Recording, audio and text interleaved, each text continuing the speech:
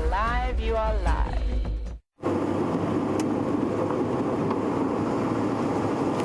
Good afternoon, ladies and gentlemen, and welcome to this sunset safari on this, the day of the fly, apparently. We seem to be beset by little tiny buzzing insects, determined to fly either up our noses or into our eyes or into our ears. Isn't that right, Andrew? They're out to get us this afternoon, folks. But welcome to our live safari, and to Oliver, a big warm welcome, as to any of the other new viewers who are joining us for the first time. Wanted to know where we are. Well, we're coming to you live from Djuma and Arathusa Game Reserves in the Sabi Sands, which falls into the area of the Greater National Kruger Park in the northeastern corner of South Africa. A place where you have the opportunity to view some of the Africa's most spectacular wildlife and explore some of the most exciting stories out here. Now, Scotty is on his way to go and see whether or not he can follow up on the Nkuhumas from this morning, whilst Andrew and I have the exciting prospect of Shadow possibly on a kill. So, for those of you who are joining us for the first time and have no idea what I'm talking about, the Nkuhumas are a pride of lions and Shadow is a leopard. Don't forget that although we are also live, we are also interactive, so you can send through your questions or your comments on hashtag SafariLIVE on Twitter, or you can email through to questions@wildearth.tv. And we'd love to hear from you, and we'd love to hear where you're from, so tell all your friends and jump on board probably the biggest safari in the entire world. Let's go find our leopard. No, Fly, my ear is not home. It shall not be in my ear. On this hot burning day, it is 32 degrees, which equates to roughly 89 degrees Fahrenheit. Hotter than the last few days have been, and I'm guessing this is where the kill might be, judging by the off-road tracks. I don't actually know, having not been here before. It looks sort of as though... Oh, well, there we go. And there we go. That was... Whoopsie. I was going to say easier than expected. Look at that. You go, Andrew. You legend. Let's quickly get to her before she jumps down. Well, we are just that good, ladies and gentlemen. Totally intentional. Hello, Shadow.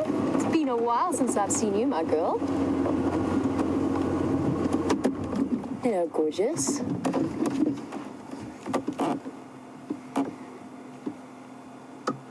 She looks like she's coming down.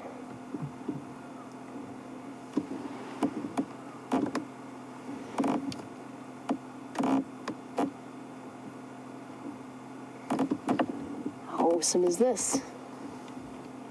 Having a good sniff at whatever's on that tree.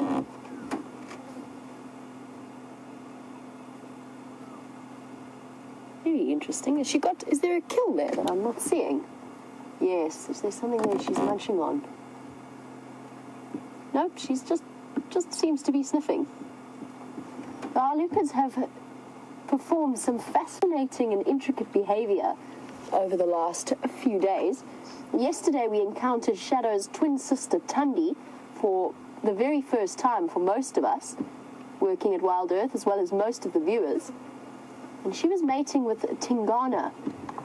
Now, there's a phlegm and grimace, so there's obviously something interesting in that tree. That slight snarl that she made is not a snarl per se, but a way of drawing the scent into the palate of her mouth. Sorry guys, just give me one moment. Afternoon, I'm on lock with Shadow at her bumper on Zebra Drive. Hello, beautiful. Look at that. Total agility. I'm with Shadow on Zebra Drive. Okay, lovely. Shadow back there. That's affirmative. She looks like she's about to go mobile. Sorry, guys, just letting the other guides know that she is around. Male will probably finish the whole bumper today.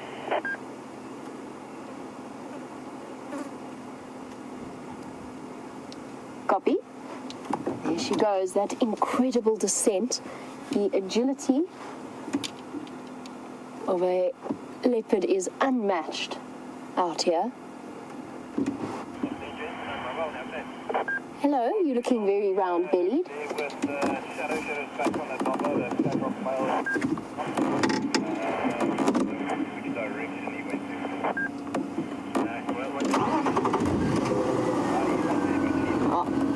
I'm just going to let her move past us so I don't drive into her personal space. Let's see if we can follow her and see where she's off to.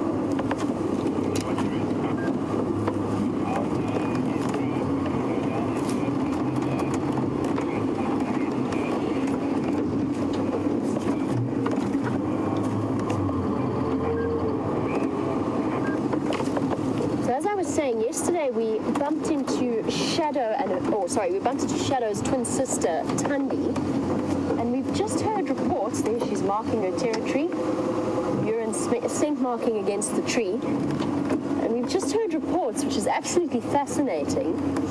We speculated about whether or not their mother, Karula, would come and investigate the sounds of mating that she would have heard, which was happening right in the heart of Karula's territory. And it turns out that she did.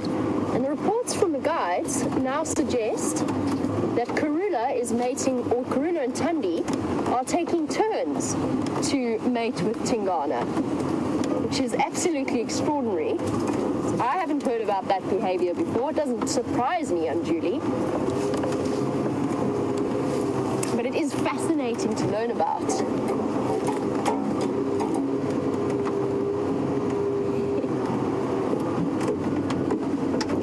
Whitney, absolutely, this should have been Big Cat Week.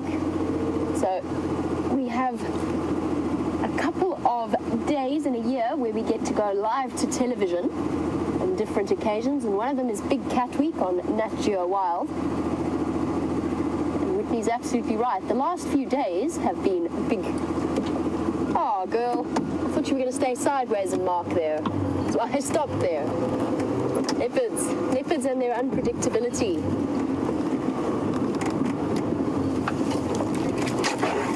The block is getting a little bit dense, so I'm glad we spotted her when we did.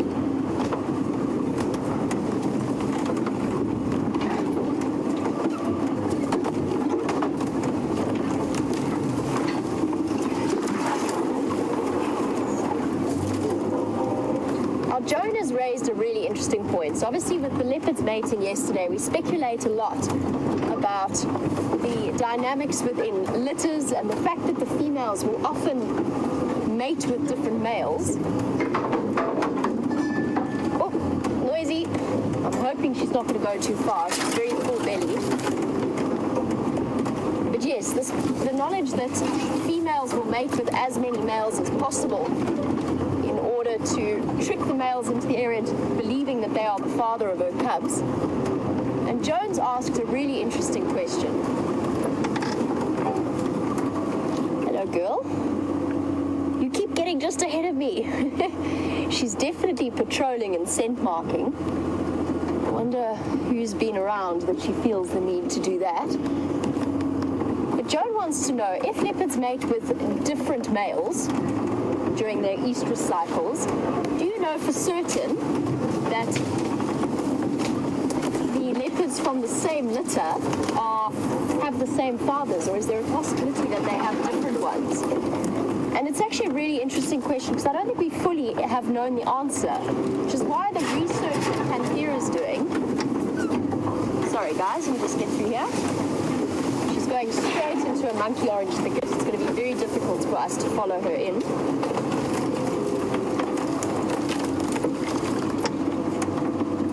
Which way are you going to decide to go? So let me update the guides on the Game Drive channel. Stations Shadow now mobile north into the block. I'm going to try and keep visual. It's quite thick in here.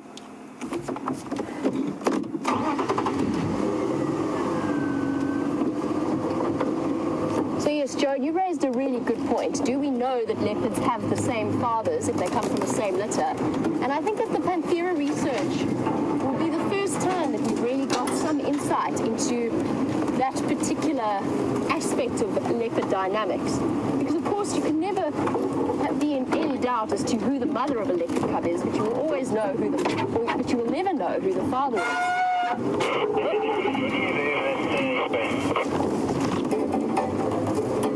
Sorry guys, hold on 1 minute.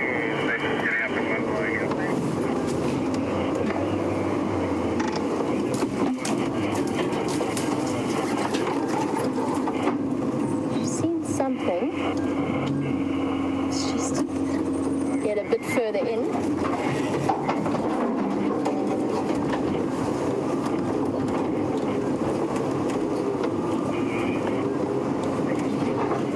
Let's go have one last view of her as she starts moving into this block. I'm going to try and stay with her. But while I try to reposition and get around this monkey orange thicket, I'm going to send you over to Scotty, who would like to say good afternoon.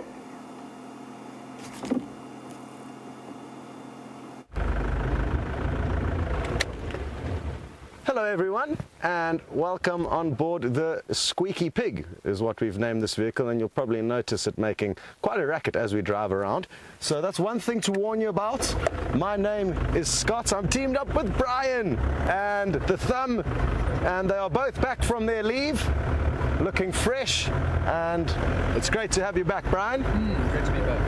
Now, there's an elephant bull that's just crossed over this road heading towards what I think is the Gallagher waterhole, and he was literally running, so I think he's very thirsty, and we're going to try and race ahead now, and hopefully we'll get to the waterhole at the same time as him and get to see him quenching his thirst.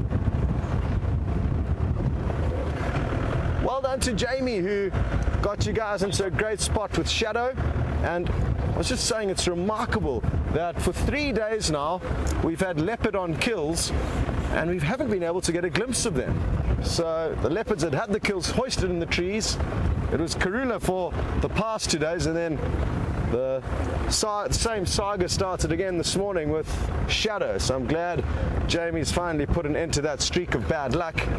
But bad luck is one thing that we haven't really been having too much of when you think of the wonderful sightings that we've been lucky enough to share with you guys over the last few days. Lions, leopards, elephants, all the game really doing what we need them to do, and that is by being in front of the camera, not hiding away from us too much.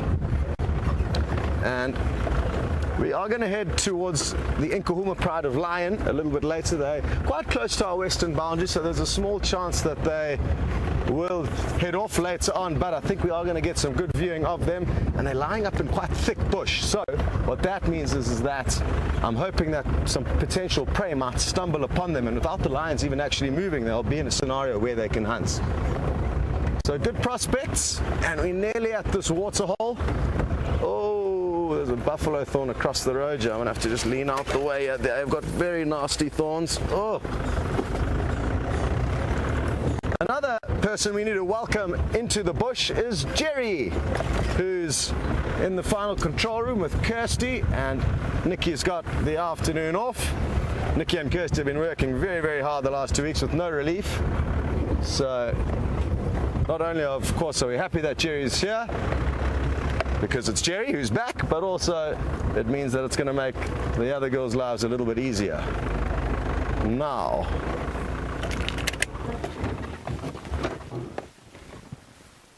I'm surprised that there is no sign of this elephant. I thought that it would possibly already be here.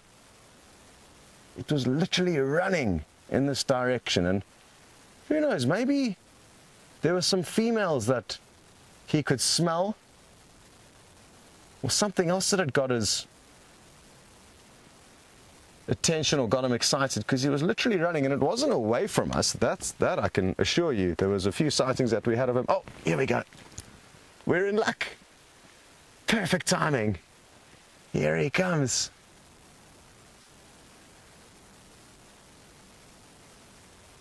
And this is going to be really, really cool.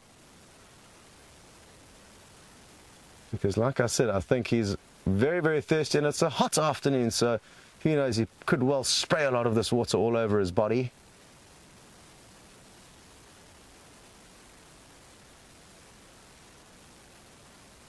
I love the way they test the water first. Oh yeah, that looks good.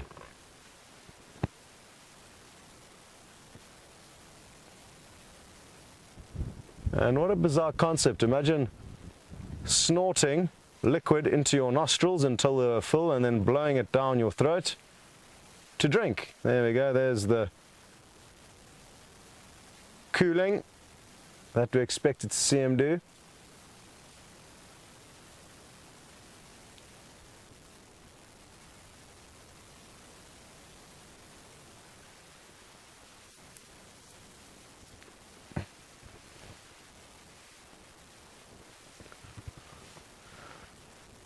Well, very, very happy to hear that there are lots of welcome backs for Brian, and he's got a big smile on his face. Obviously it's difficult for him to give you a thumbs up or anything now because he's free holding the camera. There's no tripod, so this is shooting from the hip with Brian Joubert, and I'm sneaking a peek into the little monitor screen that he's watching, and I think he's doing a great job, especially seeing as though he's been relaxing at home for the last couple of weeks. And of course, like anything, you get a little bit rusty if you don't do it for a while, but no signs of rust here.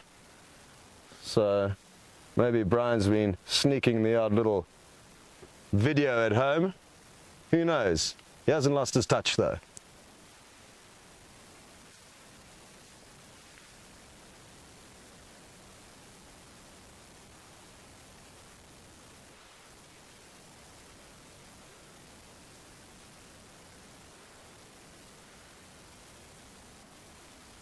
Hello to what sounds like a new safari goer, Oliver. And you've been doing some research and heard that we're experiencing a bit of drought here at the moment, and that's entirely correct. This little water hole is artificially pumped, just so that you know where this water comes from. And Brian could possibly just pan a little bit to the left and show you the deck, which is for the Galago camp. One of the two camps here on Djuma, one called Galago and one called Vuyatela, and that's for the guests to look out over during the day so that they've got some game to entertain them. Awesome stuff. And there's also another artificially pumped waterhole here on Djuma where there's a live waterhole camera, Oliver. So the two pumped water sources are both very close to the camp, and at least the animals do have a little bit of water during these dry conditions. But the vegetation is the major problem for them. The food load, there's not nearly as much food around as there should be at the moment. And it's not really evident amongst the herbivores. They're still in fairly good shape. Obviously not as good as they would be if it was very lush and plentiful. But when it's really going to start to show is probably in the next 3 or 4 months. Animals will really start to lose condition as food becomes more and more scarce as we go into our dry winter months. So it's going to be interesting times ahead. Obviously anything could happen between now and winter, and we could be fortunate to receive a lot of rain, but the professionals are forecasting trouble in the future. I guess it's mainly going to be for the herbivores. Like I said, it's the food load of the vegetation that's the problem. The carnivores are possibly in for a time of plenty.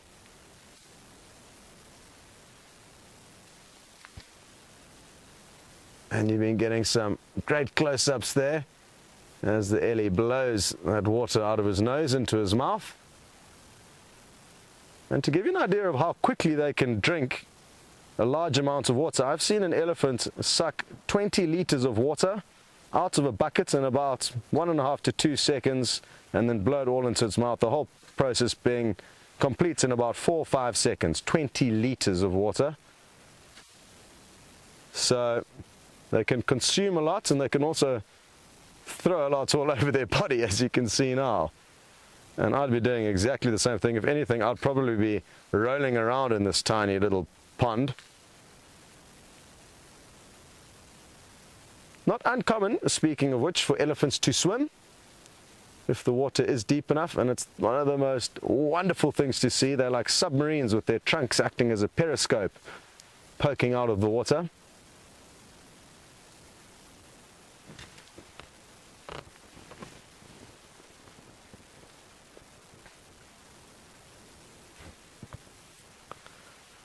Hi there, Ashley.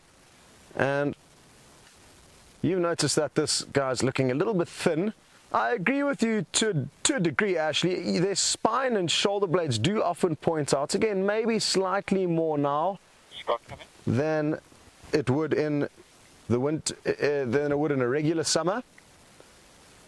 But he's not exceptionally thin, and it's not because he's old, Ashley. He doesn't look like a very old bull to me, and if anything, I would put him at around 25 to 30 years of age. And it's very difficult to gauge the age of an elephant, but I'd say he's on the younger side, considering they can live to about 60 years. And the reason why I'm saying that is if we take a closer look at his head, we will notice that his temporal dents are not very deep. And that's usually a telltale sign of an old elephant, is when you look at their head, not necessarily their body. It can be a little bit tricky to gauge them from that, or at least for me it can, Ashley. We need to rush you across to Jamie. She's got into a good position with Shadow.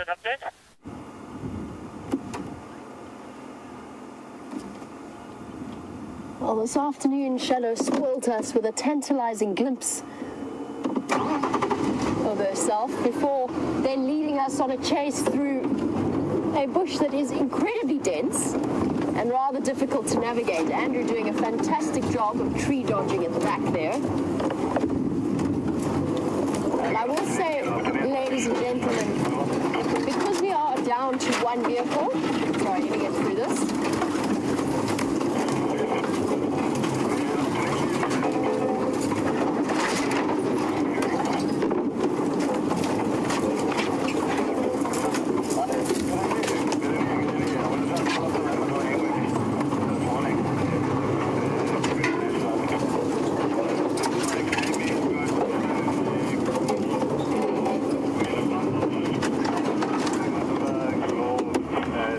About that, everybody. I know that was very noisy, but we did just have to go through. It was a tricky one to get through, but what was I saying? Oh yes, she gave us a tantalizing glimpse and then red life and tricky. And because we are down to one vehicle, we don't want to risk doing any kind of more damage to poor old Rusty, for example. So just to let you know, if I start to see the vegetation getting too thick and we're going to start to risk the vehicle, then we're going to have to call it off. But at least we've managed a glimpse of her today. Sorry guys, just bear with me. There we go, they're sorting it out for me.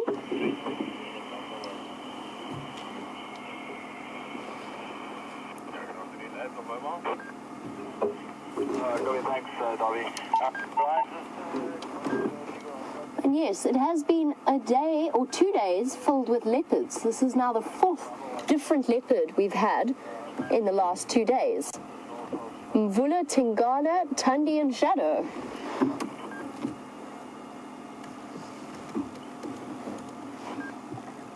And Gerard? You'll notice through that whole time when she moved past behind us, I waited a little bit before I reversed.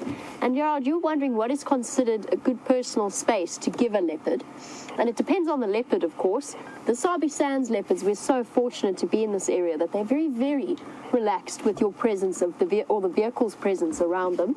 And as long as you give them at least 10 meters, if not more, then they are generally absolutely fine. But of course, every animal has its days, a bad day, a good day, and that's why it's so important the entire time that you approach them to be watching their body language, looking for any sign of discomfort. Now, interestingly, yesterday, Tundi was showing not aggression, but she was, post-mating aggression, and she snarled a couple of times, which is interesting to watch, but it was less because of the vehicle and more because of the circumstances around what was happening with that leopard. And as Brent explained, post-mating aggression. So that's what I mean by the different circumstances. And interestingly, different characters have different approaches. So you get to know the individual leopards and you start to learn which personalities are more comfortable with the vehicles.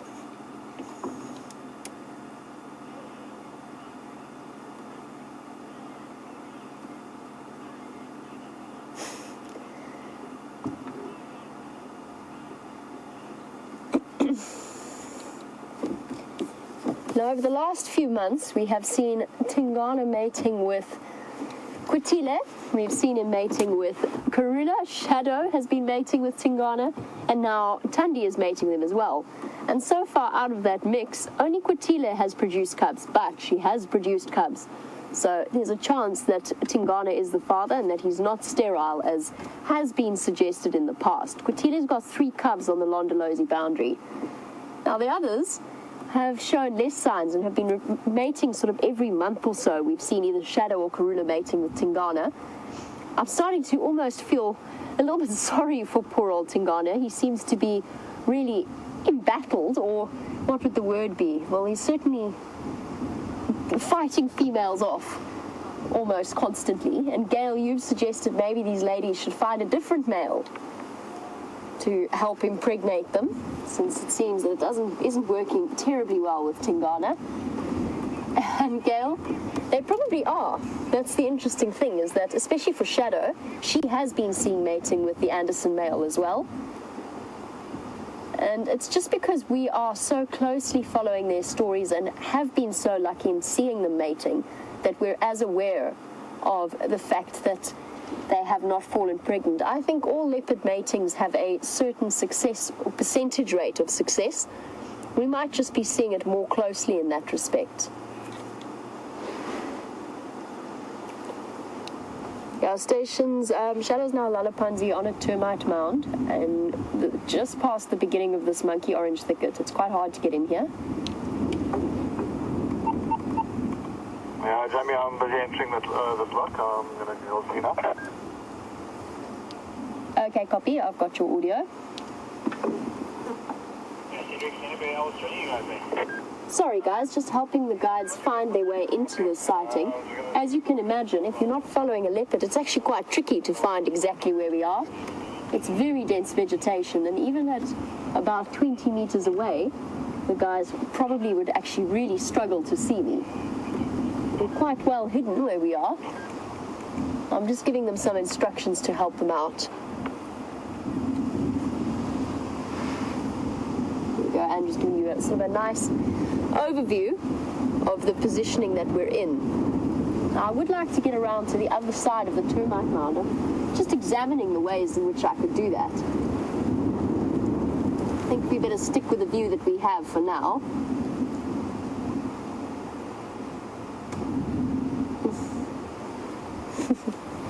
And Rhonda, absolutely, we've gone, not weeks without seeing the big cats, but we certainly went through a bit of a drought with seeing lions, and leopards were 1 or 2 a week, and now all of a sudden we've been spoiled rotten. And it's one of those interesting things about the bush, and I've experienced it time and time again, and I'm sure the other presenters have as well, the fact that you go through periods where everything is very quiet, and you work extra specially hard, and all of a sudden you are rewarded with incredible sightings. And you have to have those periods of drought in order to appreciate how lucky you are to have the sightings that you do have. It's one of those special things about the bush, because you never know what it's going to deliver to you. If we knew that we were going to see a leopard every single day, or 2 leopards every single day, I don't know, but I think it might detract from the excitement, not the joy, certainly, but the excitement that we feel every time we find a leopard to show you. And that surprise and the build-up and the search is half the fun in building the story and getting an idea of the way that these animals move.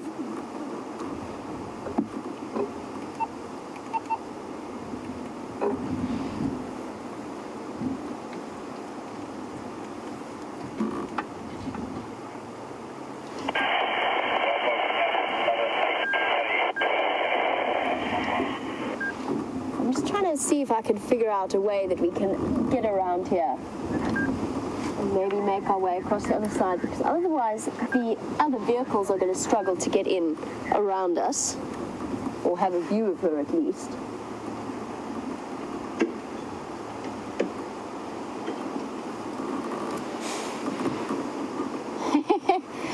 Oh, Paul Rizzo is sympathizing with Tingana, saying poor Tingana with all the ladies, smothering him with attention, and that poor Rizzo sympathizes because he knows the feeling. I'm impressed, Paul. Andrew knows the feeling, don't you, Andrew? That's correct. And Paul Rizzo has finished that sentence, or finished that thought, by adding "in my dreams" to the end of it. I know, Tingana does seem very sort of... You have to feel sorry for him, though, because every time he finds a lady, all they want to do is either mate with him and then smack him in the face afterwards. And for new viewers, you have to witness leopard mating in order to understand what I mean. It's a very aggressive act, and every time the male dismounts the female, she turns around and swats him in the face with her claws because it hurts her. So it's one of those fascinating aspects of biological drive.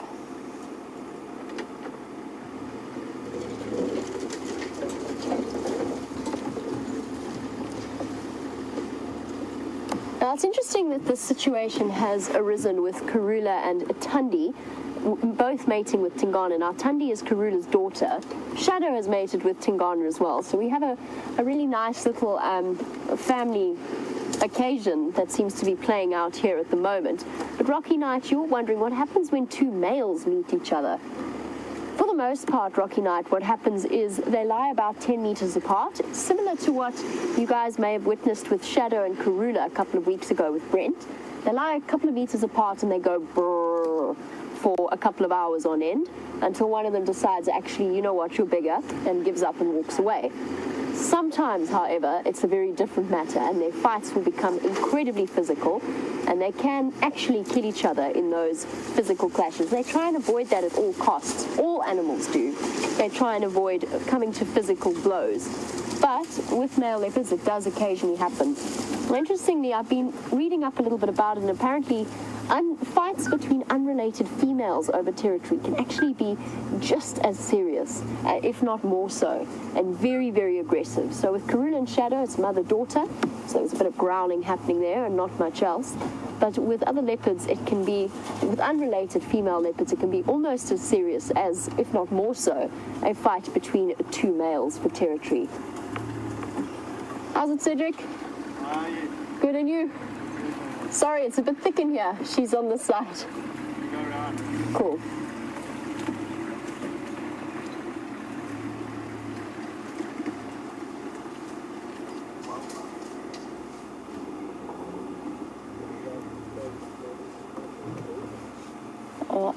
Jerry, we've talked a lot about the pregnancy possibilities and whether or not maybe they should find a new man to enter into their lives.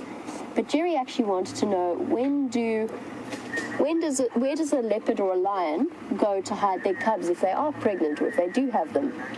And Jerry, the answer to that is they usually try to find thick, dense vegetation in riverbeds or nice rocky outcrops where they can hide their babies. So what they'll do is they'll find, I'll try and show you in a moment, Jerry, what I would think would be a good leopard denning site. So something open like this is probably not ideal. They like to be particularly secretive about it. Nice riverbeds, anything like that, or in a drainage line. That area in the Milwaukee that we were in yesterday afternoon, Jerry, if you were watching, that would be a perfect place for a leopard to hide her cubs. Now we're going to try and get you a different view on this leopard, and I want to just chat to Cedric a little bit about how many vehicles are coming into the sighting. In the meantime, since we're being spoiled with big cats, Scott has got another one to show you.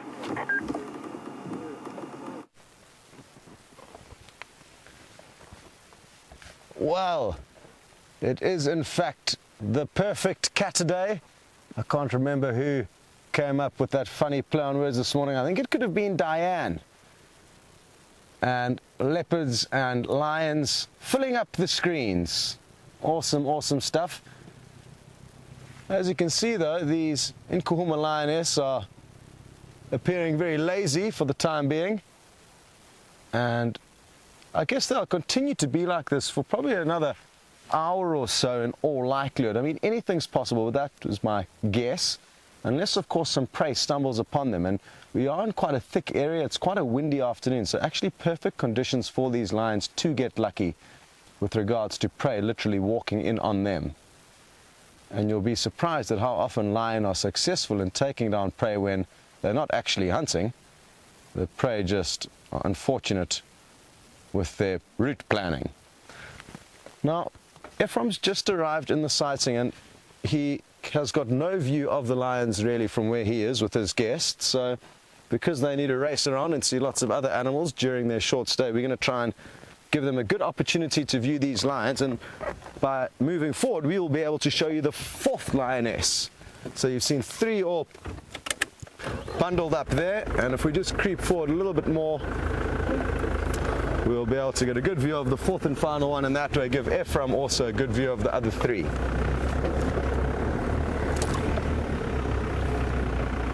Oh, we might not have a good view of the fourth one, but that's not a problem. It's a view nonetheless, and I'll be able to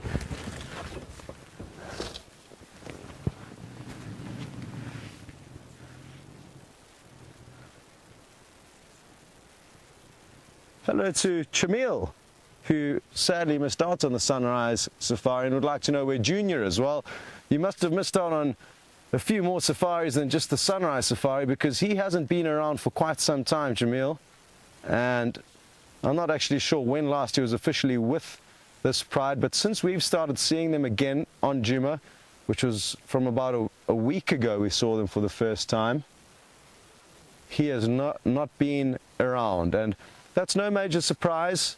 He had overstayed his welcome with this pride, and with the presence of the Birmingham Coalition around, it didn't make sense for him to be here, because they will punish him in all likelihood with his life if they get a hold of him. So who knows where he is? There's been no confirmed reports of him,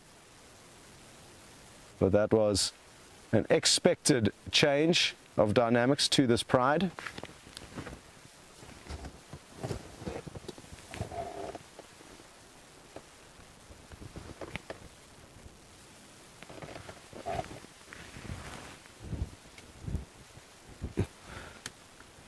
Hello, Rocky Knights, who would like to know how far exactly are these lions from the Juma dam cam, and they're probably about a 3/4 of a mile as the crow flies, and I've got a feeling, sadly, that they are not going to head back in that direction this afternoon.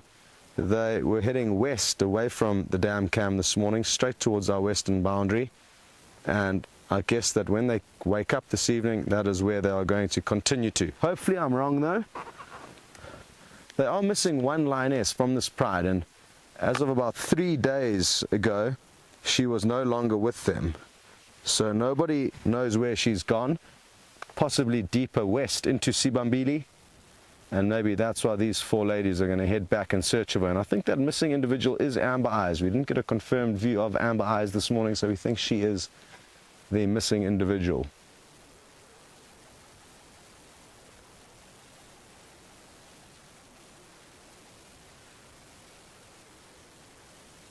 And Lucky on YouTube was just wondering where the 5th and final lioness of this pride was, so there we go, Lucky.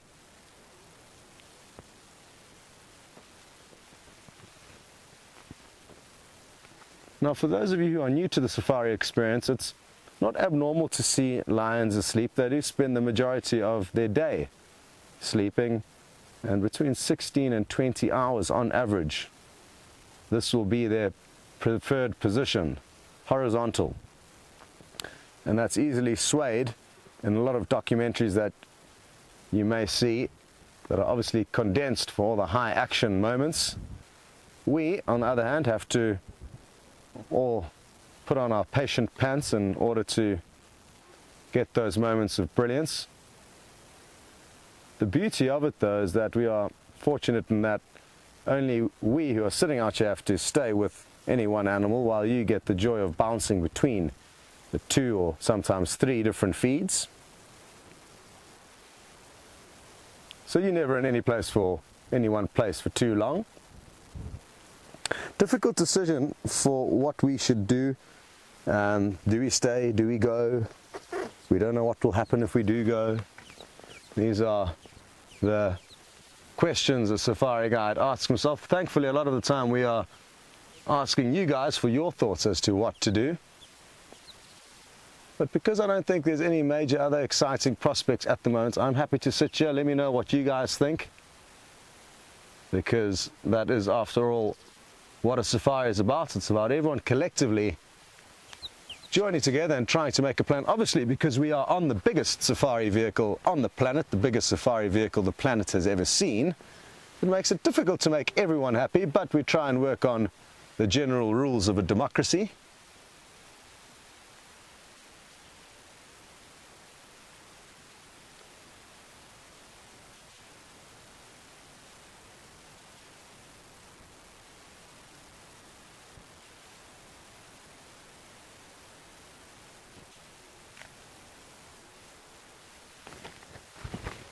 Hello Kim, who's just saying how much she would love to be one of the lucky guests on safari here on Djuma or Arathusa.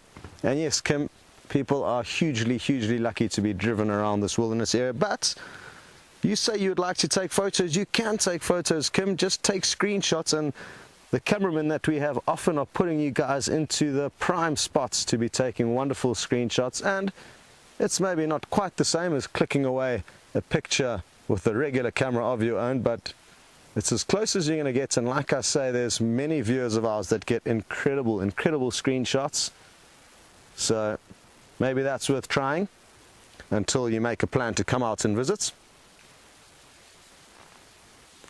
which is obviously something we recommend strongly. If you can ever get out to Africa, to anywhere, we would love you guys to come along, ideally somewhere where we get to meet you. And it is important to know that if any of you do come to Djuma, Arathusa and all surroundings, you will be able to come and visit us. We'll show you around the camp, get to see the final control room, meet the mysterious ladies of that dungeon, and see a little bit of the behind the scenes. And it's always wonderful to meet you guys, so make sure that you let us know in advance so that we can make the according plans to have you guys in for a visit. Oh wow, this is a surprise, and this is why you just never know what's going to happen on safari. This is not what I expected. And look at all of Ephraim's happy guests snapping away there on the vehicle.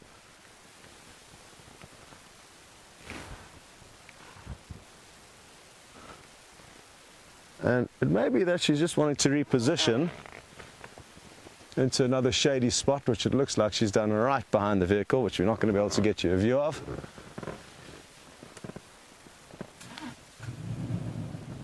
I'm very happy that Ephraim's guests did get lucky and get spoiled with the great view, and at least had that line up and on the move.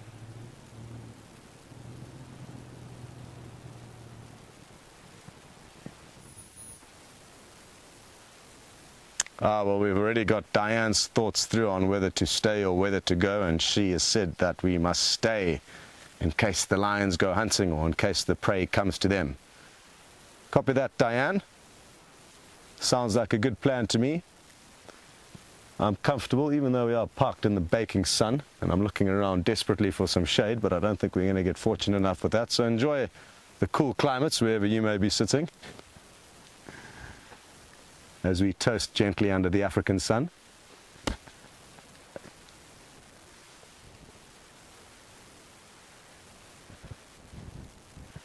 Okay, well, while we take our shirts off and get comfortable here, we're going to send you across to Jamie.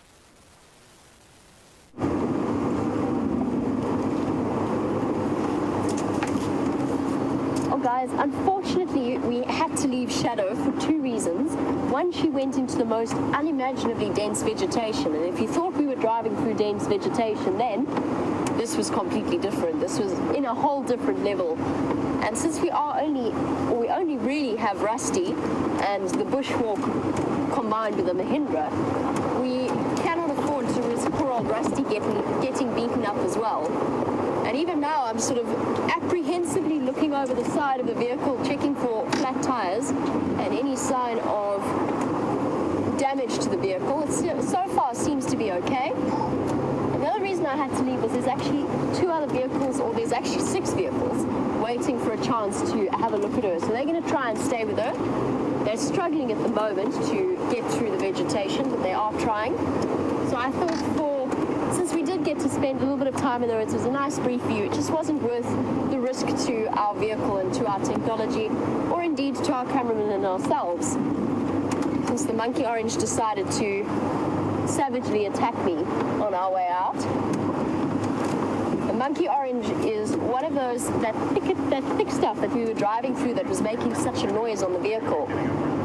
Its Latin name starts with strychnos, so the family monkey orange is strychnos family, and that actually stems from, I'm sure many of you would have heard of the strychnine poisoning, or the poison, and that's actually extracted from the same, or a member of the same family. Luckily for me, given the extent of my tiny grievous scratches, which I'm quite sure are okay, I will probably survive them. But luckily for me, our black monkey orange doesn't carry nearly the same toxicity as that particular type of monkey orange plant. It's called monkey orange because it gives the most incredibly round, solid fruit. It's a beautiful fruit, but definitely not something you want to go around eating. It looks edible, it looks delicious, but not something you want to be eating. Is this bird going to let me catch up with it? It's a beautiful one. One for new birders' bird lists. And nope. Woodhoopoos. Woodhoopoos are just the worst. Luckily, Andrew managed to catch it flying away from us. Very well done, Andrew.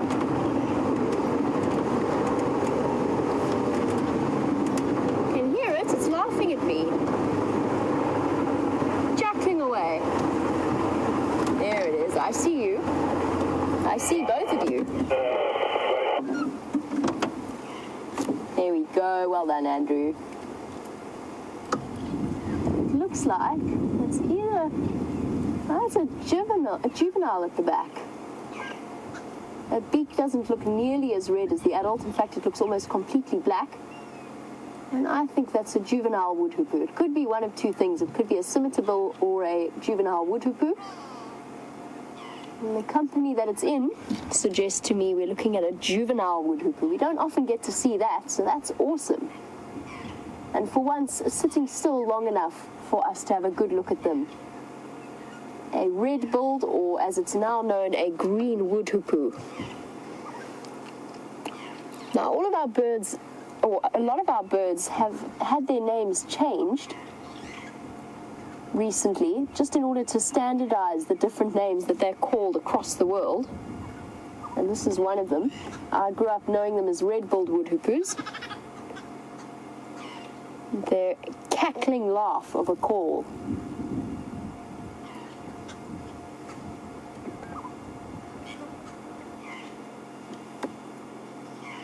I've noticed that in particular, Arethusa has the most beautiful bird variety. Now, the red bill is the easiest way for you to distinguish a red-billed woodhoopoo. I touched on a scimitar bill, and I'm going to find you a picture of the two of them, so that for budding birders, when you come and visit us and see the birds in person, you will forever be able to identify them.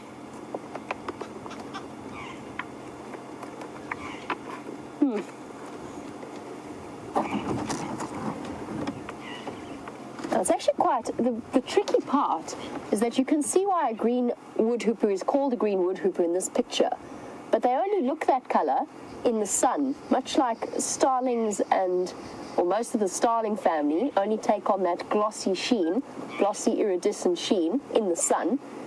That was what the bird that we were looking at, that bright red bill that curves around, and at the tip of that is a whole bundle of sensory nerves that both smell and feel, so that that bird can use its probing beak to slide under the bark and catch any insects that might be hiding underneath it. This is the juvenile that we were looking at, a bit darker in color with a dark bill, and this is that's not a scimitar bill, sorry, I was about to show you a woodhoopoo.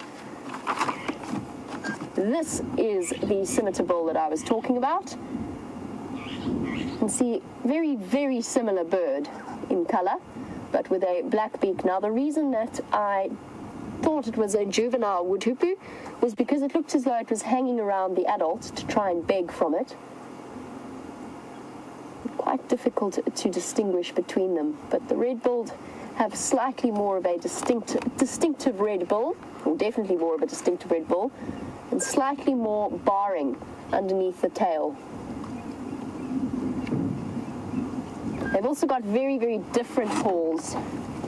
The red-billed woodhoopers have the cackling laugh, whereas the scimitar-bills have a very clear, very resounding whistle. Beautiful call. I'm going to carry on. I'm going to move away from Arathusa and take Rusty back onto Juma, and while I do, let's pop back across to Scott and his sleepy lions.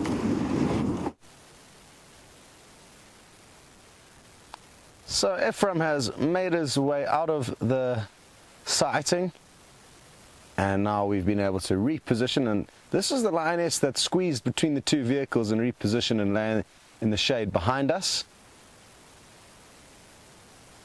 And as you can see, really just enjoying snoozing out the rest of the afternoon.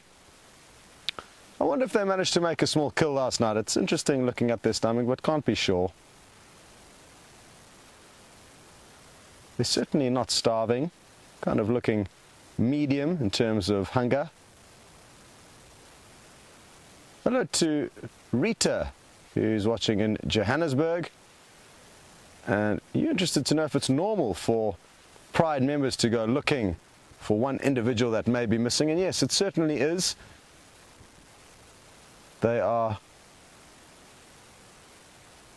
very, very close in terms of bonds and very, very affectionate of one another, so when one member of the Pride is missing, there's no doubt that they miss them and will often look for them and try and relocate them. Obviously they understand a lot more in terms of the dynamics than we do within their own Pride, and possibly she's a popular individual, and possibly on the other hand she's not so popular, and then they'll be less inclined to look for her. And there definitely are going to be ones with higher ranks and more reason to be liked by Pride members than others who may not contribute as much to hunting and feeding and protecting the Pride.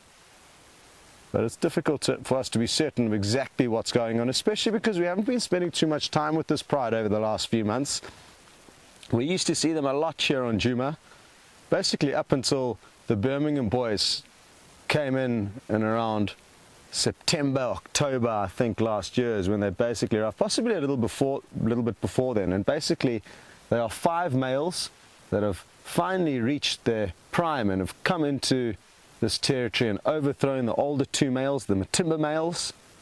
They have fled to the south and set up another territory there now, and the Birmingham boys caused a lot of havoc as they were establishing themselves here, because these ladies weren't very welcoming to the strangers and put up a little bit of resistance, and the resistance was met with fierce violence, and a few of the lioness from this Pride were killed. It's also in all likelihood the major reason why the young male junior, who was destined to need to be booted out of this Pride, he was a young male born to the Pride, and males born to any Pride when they reach about 3 years of age will be kicked out by their fathers, and if not their fathers' predecessors. Predecessors may be the wrong word, but basically the people who threw their fathers out, which in this case is the Birmingham Coalition. And I'm sure it won't be long before we see some of them again, those Birmingham males. One did move through our property the other night. We had his tracks, but didn't manage to see him, sadly. But they'll be back when there's these lioness coming into season. The males will be sure not to miss a beat there.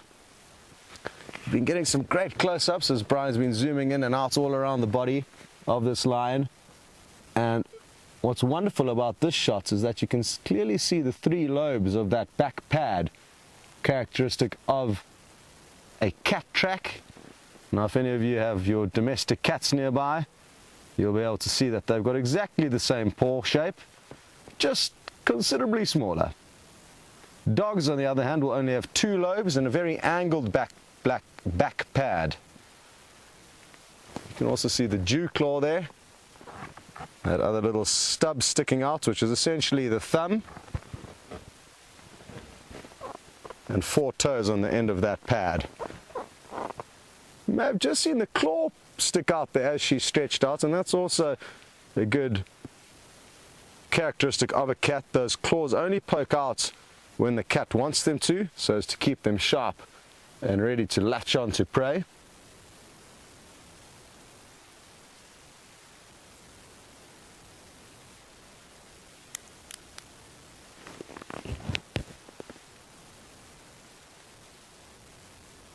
What's also interesting and difficult to tell now, but worth mentioning now that Brian is on the back paws. The back paws are always the smallest of the paws, or the smallest of the feet on any of the 4-legged animals, because the back legs carry far less weight than the front legs. Therefore the front legs and feet need to be bigger and stronger.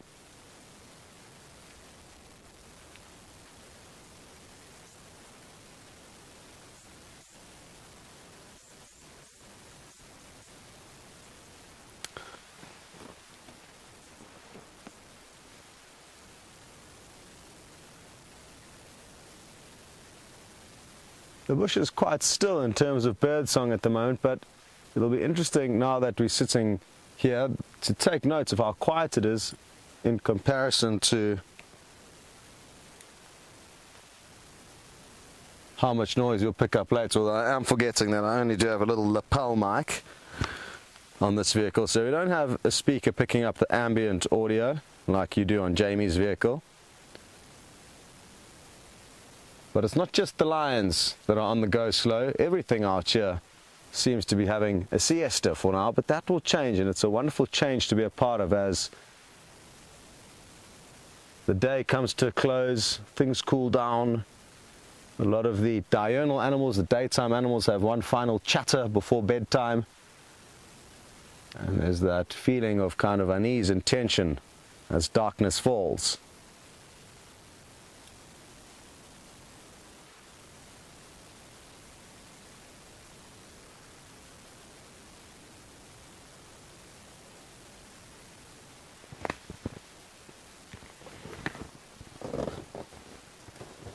Hello to Joyce, who would like to know if any new presenters can be expected to come and do interview drives. And yes, you certainly can expect to see a few more, Joyce. I'm not too sure when though. There are none that are penciled in to come at any stage, but we are looking for more presenters, and I'm not too sure how many spots are available. Actually, that's not what I'm involved in, but there will be more interviews, and Brett and Neil did do great jobs, both of them, so some of you will remember the interview drives that they did, but you must expect to see a few more.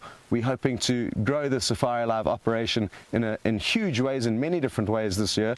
So there's going to be a lot of people coming for interviews. There's going to be new cameramen coming for interviews, and I think all the different positions throughout the SafariLIVE crew are going to be bolstered up. We've been running kind of on a skeleton crew for the last year, but I think this year things are going to expand quite drastically. Well, at least that's the plan. So expect some changes. Another change, before I forget, that you guys can expect is that as of the 1st of February, which I think is in a couple of days' time, shame the beanbag just fell onto Brian. That's why the camera may have jolted a little bit. As of Monday, we're going to be heading out half an hour later in the morning, so 5:30 Central Africa time until 8:30. The afternoon safari, the sunset safari, will be staying at the same time for the time being. So talking of changes, that's another thing to be prepared for. And basically all it's going to mean is that we're going to head out just in time to catch the sunrise, and we won't be driving around in the dark for so long. So that will change, and what will be nice is that the night time will start getting dark, and we'll start spending more time with the spotlights at night.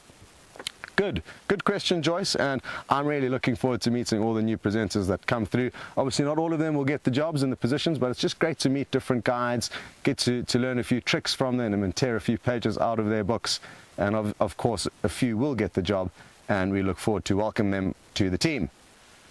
Wonderful. Now I'm not too sure what to do. I'm torn whether to wait or to go. I'm leaning towards waiting here actually and doing a full stakeout, so I hope everyone's happy with that. There is possibly going to be some prey that comes past here. There's a few open clearings not far from these thickets, and wildebeest and pala like to frequent these clearings in the evenings because they're safe places to sleep. Now, The problem is that it's not easy to get to this open clearing without moving through thick bush like this. So we may get lucky and some prey could come nearby and cause these lions to change their tune. For now though, as you can see, we are going to have to put on our extra patient, we're going to have to put on our patient long pants, not the short pants today.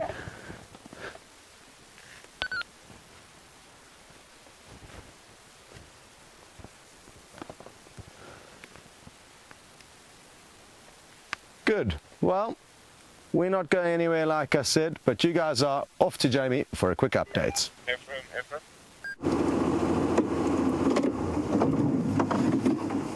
So I thought what would be a really nice idea, after we had that incredible once-in-a-lifetime dwarf mongoose sighting, I thought it might be quite interesting to come across to where they moved their den to, or their burrow to, a few days ago and have a look.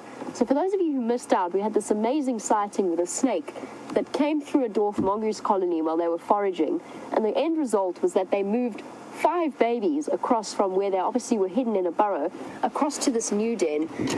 Now it's in the bottom of this raisin leaf, the sandpaper raisin, and I don't see any mongoose hiding there, and I don't hear them either. And usually mongoose are quite noisy. Whenever they're foraging, there's a sort of a constant cacophony of contact calls between the members. Just interesting to follow up, because they were clearly thinking about staying for a period of time, since they were scent marking and just sort of generally making it home, scurrying around, pasting on the grass stems and then rubbing their cheeks, which is where they have glands as well, on all of the bases of the plants there. Whether that means they've moved or whether it means that they are still in the area and just out foraging, I'm not too sure. I don't know whether they've decided to move the babies further away from the threat of a snake. And what we've seen with that, and I think it is the same black mamba that I saw and that Scott saw, they are sort of territorial. The really big ones tend to move in the same sorts of areas. So I wonder whether or not that cobra might be doing something similar, or at least spending a bit of time around here. And if that was the case, perhaps they've moved a bit further, or they've just moved their babies as part of a natural course of moving from den site to den site. Just a nice little follow-on from that sighting that we had.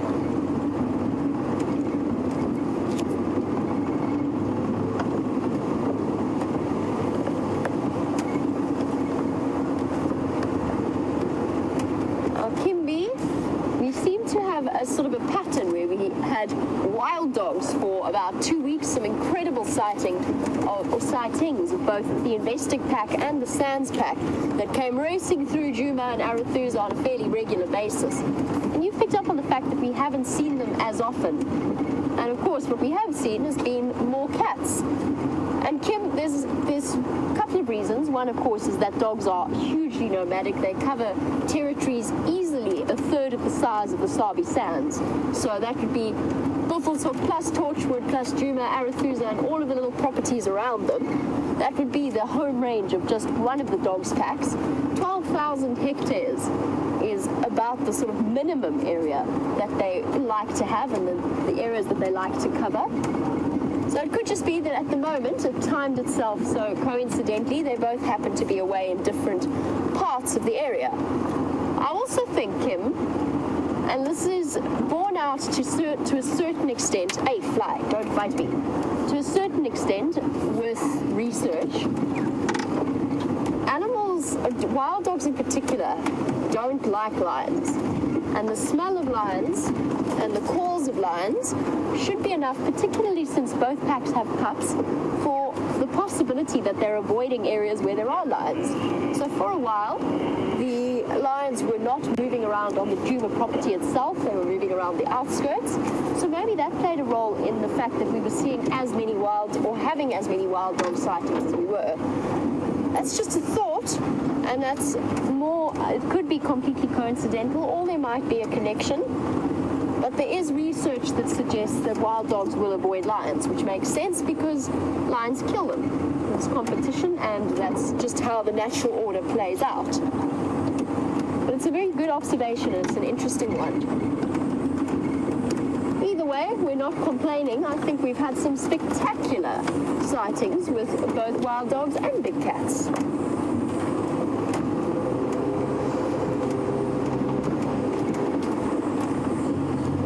Valerie, while we can't guarantee wild dogs, although we have managed to guarantee you some cats over the last few days, bear with me if I don't look at the camera right now. I always have a slight worry that Treehouse Dam Wall is going to slide away from under me. But Valerie has suggested that I go to the hyena den. Perhaps the hyena den visit is in order. Valerie, I completely agree. It was definitely on my agenda. And barring anything unforeseen, such as, for example, a wild dog pack comes racing past us. And now at the moment, whenever I say that, I always stop to look, because for some reason over the last few weeks, we've actually had timing like that that's been absolutely perfect. Wild dogs at hyena dens, Karula popping out just when she was asked to. So Valerie, yes, it is on my agenda, and I'm sure many of the other viewers are also keen to go there. And I like to give it a couple of days in between just to keep things nice and fresh for myself, and to give me an opportunity to explore other areas on the reserve before returning back to probably one of my favorite places. And of course, we always, the longer they stay at the den, the more we have, or the greater the chance that they're actually going to move, and then we have to find them all over again.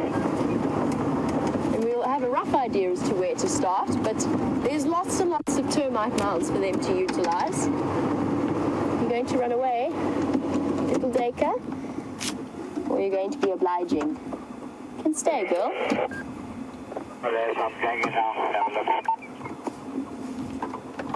Big scratch.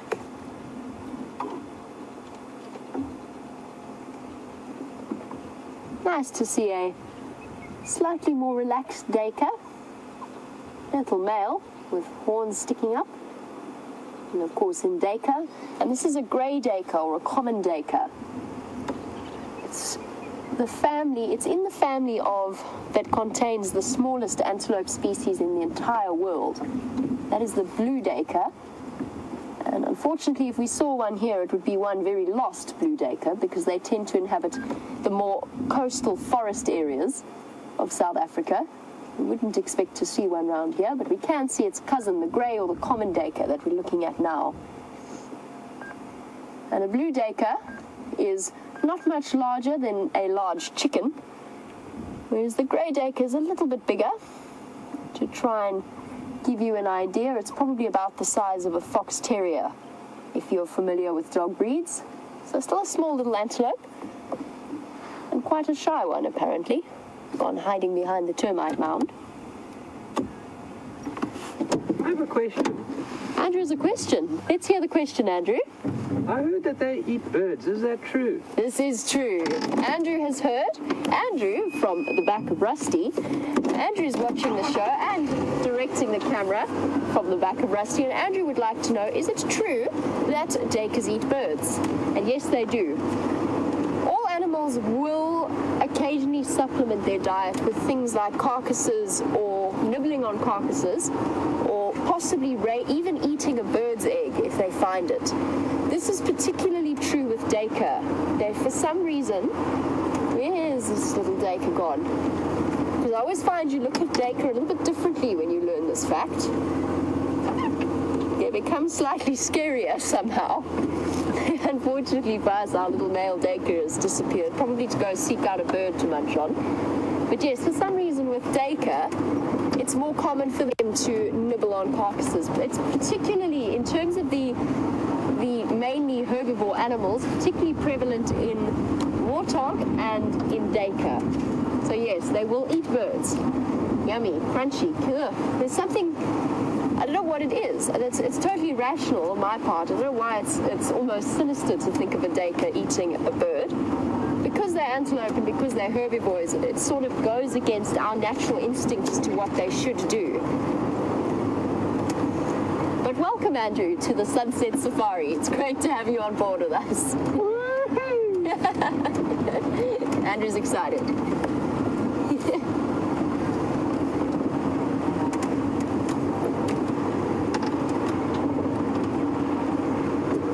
nice news. Now, Scott apparently is on his way, since he's left the lions to rest up a little bit. He's going to go out and go on foot for a while and then return to the Mahindra. And it's actually this whole process that we've had to conduct over the last few days, since poor old Jigger had to have, I think as Scott described it, the equivalent of open heart surgery. We've actually been able to give you guys quite an intricate background view of the way that we operate, setting up with the Mahindra, going out on a bushwalk. It's all been a very interesting and different way of doing things.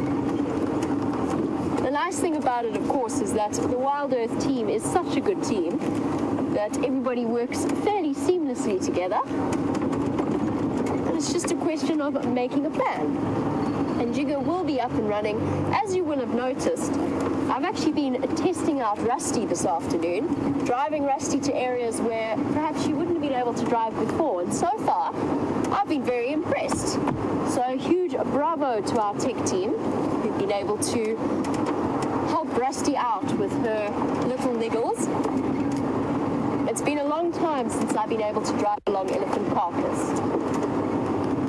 And that's the road I'm on, by the way. It's not a legitimate Elephant Carcass, although you probably find with the road names, at some point there was an Elephant Carcass.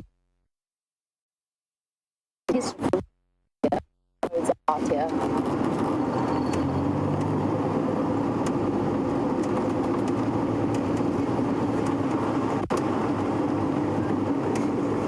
And apparently, as I said, you may have experienced a little bit in the way of jumping with the audio, but never fear, you didn't miss anything terribly major.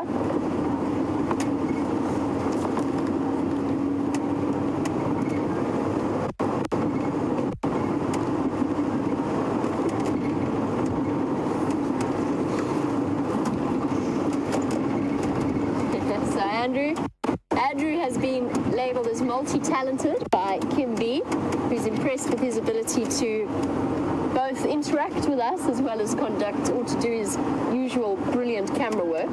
Our cameramen are definitely multi-talented and certainly amongst some of the most entertaining staff members at WildEarth, both on the vehicle and behind the scenes.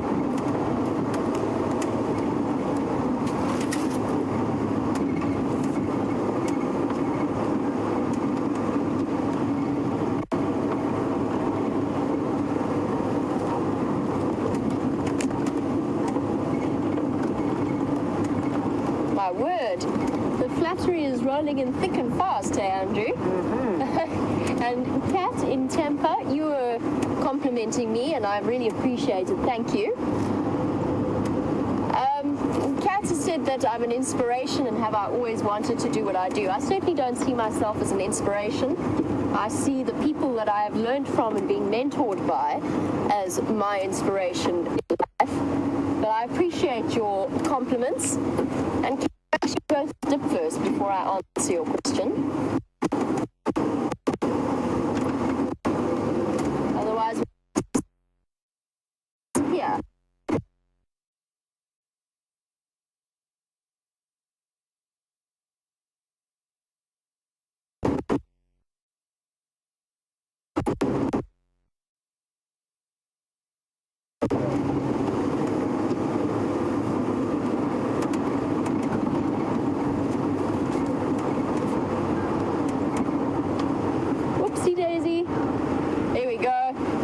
From Andrew. In answer to Kat's question, yes, I've always wanted to do what I'm doing now. Very, I think I might be imagining things in the hole of that tree. I'm just going to go back and double check. I think it was cemented. I'm looking at the hole in that jackalberry tree. I thought I saw something move in it, but that may have just been a branch waving. The shadow. Or the shadow. I think it was the shadow. Well, that's embarrassing. Oh well. You never know. It could have been a snake, a bird. In this case, it was a shadow, but next time, it will be something else. Like that waterbuck that's standing over there. Totally conveniently. Thank you, Waterbuck. If only you were on the same side, I could have claimed that I was looking at the waterbuck. Cat, I've always wanted to do this particular kind of job. Narrowing down the possibilities, of course, has always been difficult, and this presenting job certainly came as a surprise. If you told me a year ago that this is where I would be, I would probably have laughed. Just goes to show, you never know which direction life is going to take you in. But I think, and I'm sure Andrew will agree, that we've fallen into probably one of the most pleasant activities that we could actually call a profession. When I was little, I have very strong memories, or some of my earliest memories are of going to visit the Kruger. And I very vividly remember, I must have been, apparently I was about 2 years old at that point. I'm trying to get you a nice view of these Waterbucks, since they are being so considerate. Hello, Waterbuck. Good afternoon. Tell us, ladies, have you always wanted to be Waterbucks? It's okay, girlies. It's okay. My goodness me. I would not want to be on Waterbuck on an afternoon like this afternoon. They must be so warm.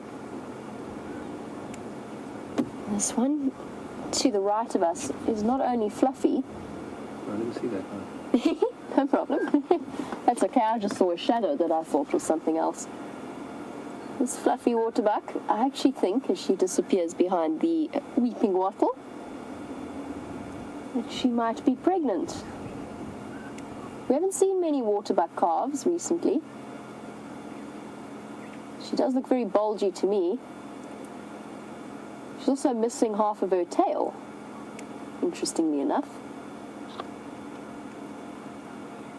Hello, Waterbuck.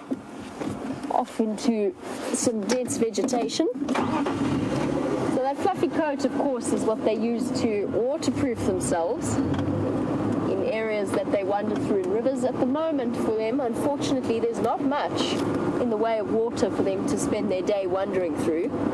They tend to favor nice, fast-flowing rivers that they can be safe from crocodiles in. Shallow, fast-flowing.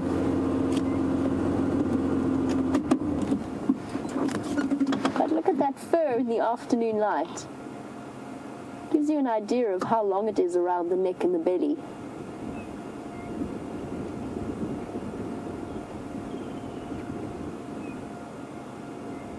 A gentle glow, almost an angelic glow in this light, with that ubiquitous white ring around the rump, the mysterious white ring of the Waterbuck. Nobody really knows why they have that white ring. It will be one of those mysteries that perhaps we may never solve. And we have more mysteries to take you on, but that will be Scott's job as he takes over and drives along a little bit in the Mahindra.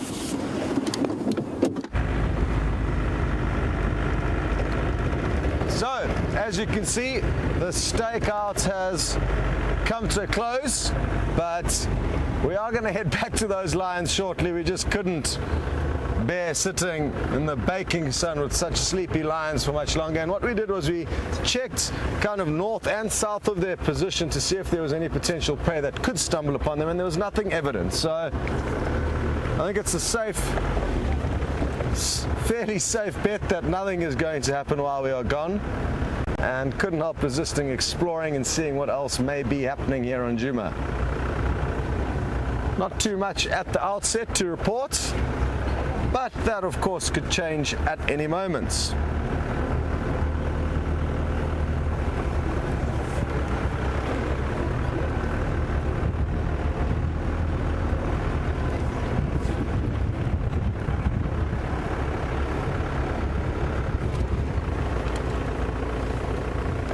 Hello Von in Sweden, and thank you very much for your kind words. It does take a bit of getting used to non-stop chatting, looking down the eye of the camera, but of course it's made so much easier by all your interactions, kind words, comments, questions. So in ways it's easier than actually being with just 6 guests on the back of your vehicle, which is the usual number. So it's not too bad, and like I say, you guys make it easier than expected.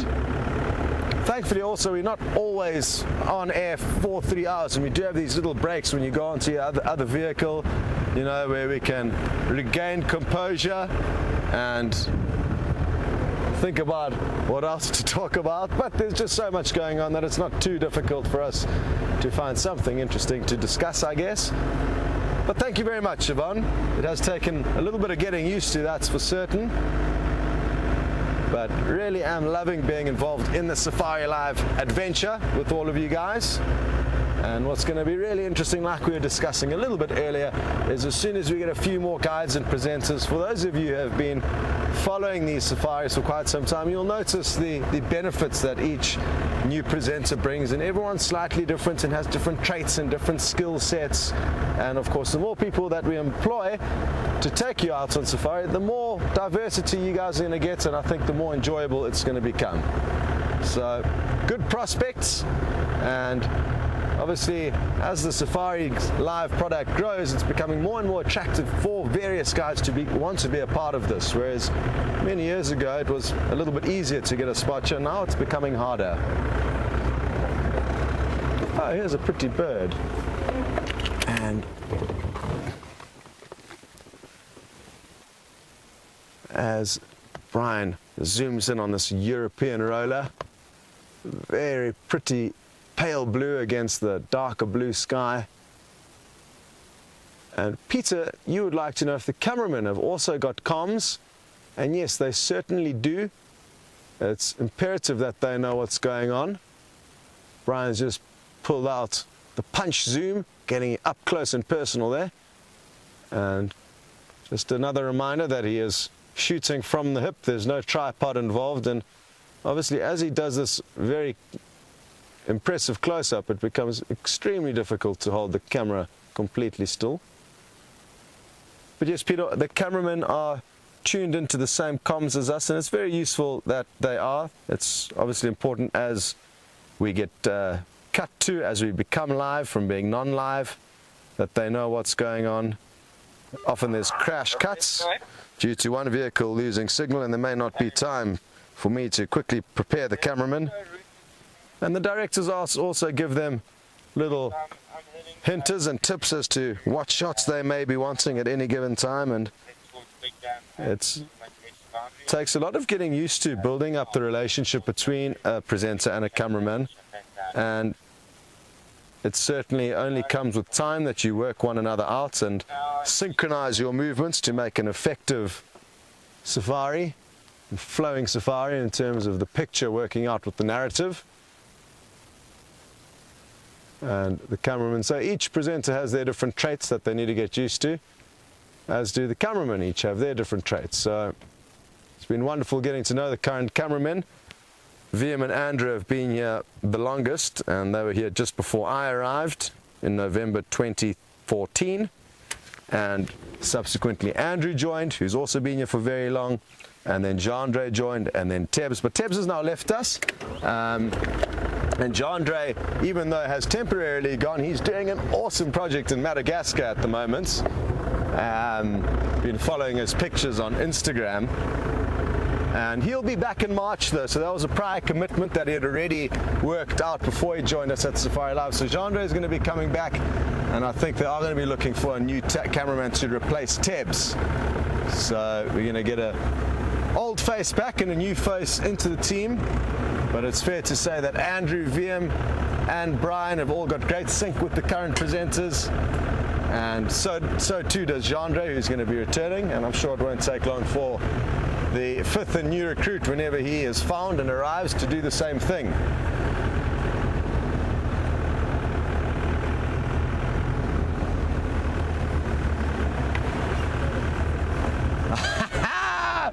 Dr. Debbie, I would like you to ask this question to the powers that be, not me.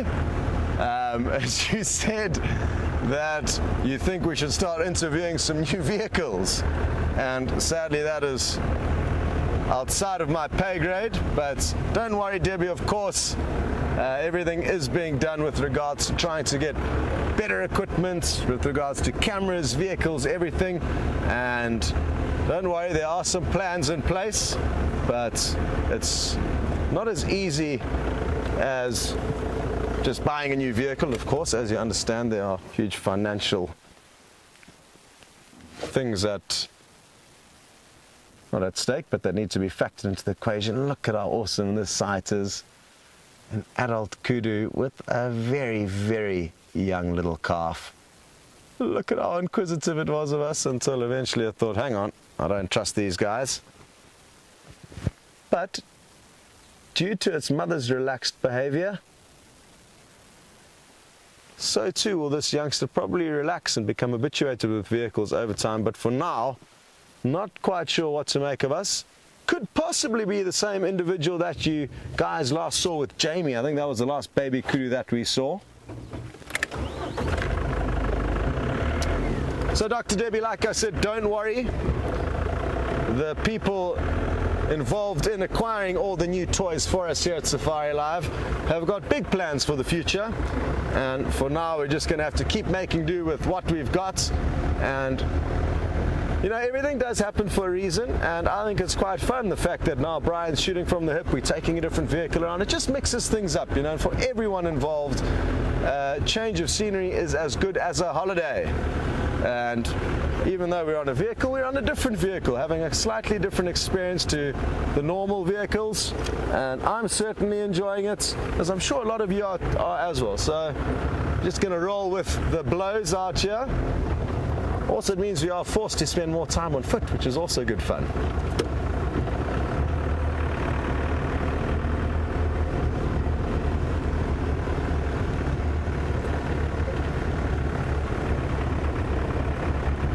Hello to Lael in Washington, and you'd like to know why we do not interview any camera women.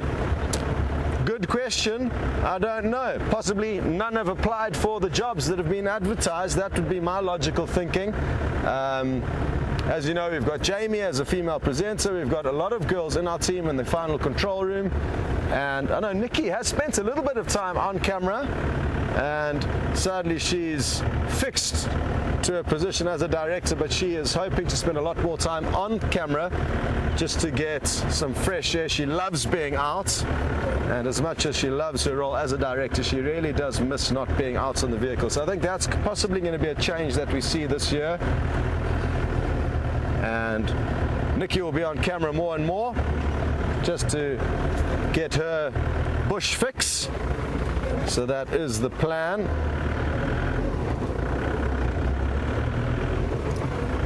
Okay, well, we're going to slowly weave our way back to those lions now, and we're going to send you back to Jamie. See you later.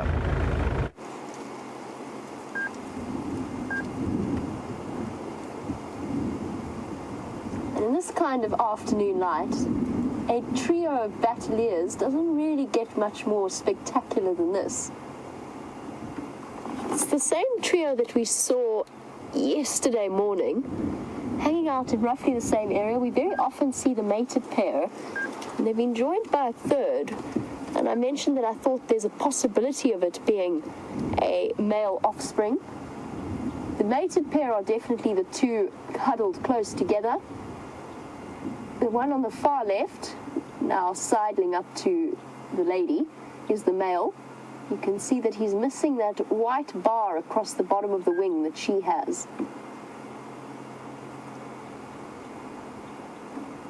He's sitting perched in a dead tree, doing what I've noticed raptors do fairly regularly at the moment, which is to face into the wind to try and stay perched comfortably without having their feathers ruffled. And then above them is this third wheel in this scenario.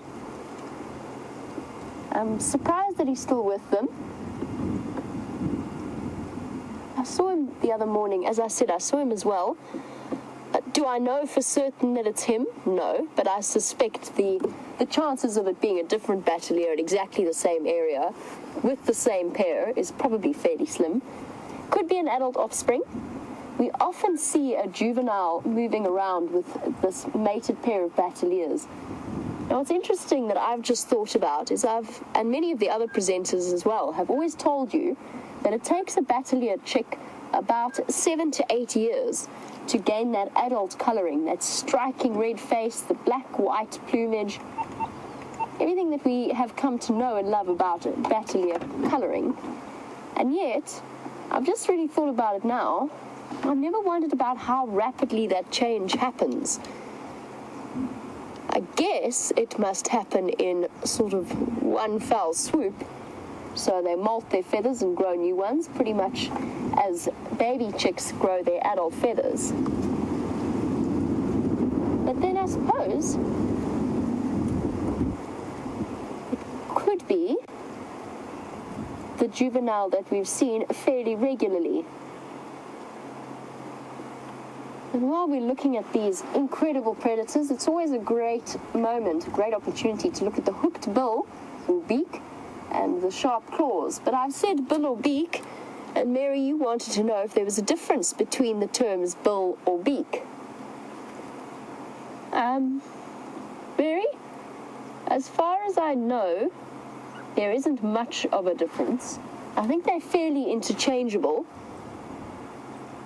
I'm just trying to think. I would probably be more inclined to use beak for raptors and bill for something like a red-billed woodhipoo. And as you commented, it's using the word bill in the name is quite a common occurrence. I'm trying to think if there's any birds off the top of my head that have beaked in their name. You see, I'm inclined to make a distinction with long probing beaks being bills and raptors' beaks being beaks. Now I'm really tying myself in knots here. Interesting question, Mary. I'm trying to think if it's maybe just one of those funny English distinctions that just has evolved in different ways.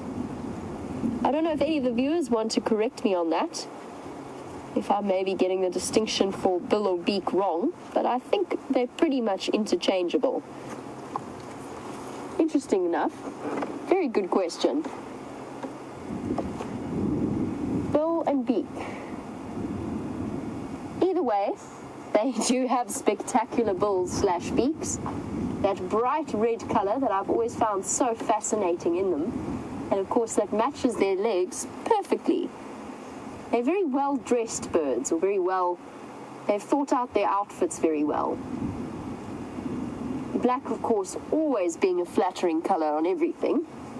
And then a striking flash of colour to bring out the best in them. And those scaly legs are... Oh, they're talking to each other.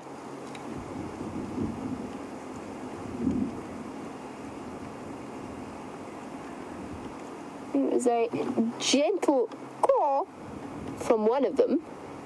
I'm not sure which one it was. We know that the male has been seen mating with the female not too long ago. Bit odd, though, that they have their friend accompanying them as he gently checks on his mate. And Jim Butler, you've suggested that our third wheel Bateleur has been friend-zoned. I suspect it's a juvenile or related to them in some way, a chick that has reached adulthood. But I really, honestly, I'm not sure. Perhaps he's just hoping for a chance to get to know her better on the side.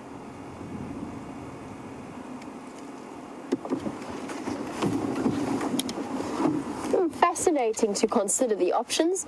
It's not uncommon to see Bateleurs together around kill sites. This isn't what's happening here, but I have seen them in social settings like that. And I've seen vultures mate with multiple males, so maybe there's an aspect of that to the Bateleur personality as well.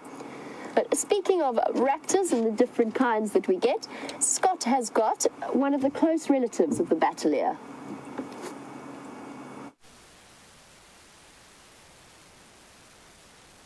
So from one bird of prey to another, this is considerably smaller than the Bateleurs you were looking at with Jamie, and it's called a common buzzard, formerly known as a steppe buzzard, named after the steppe mountain range in Russia, where it spends its winter months.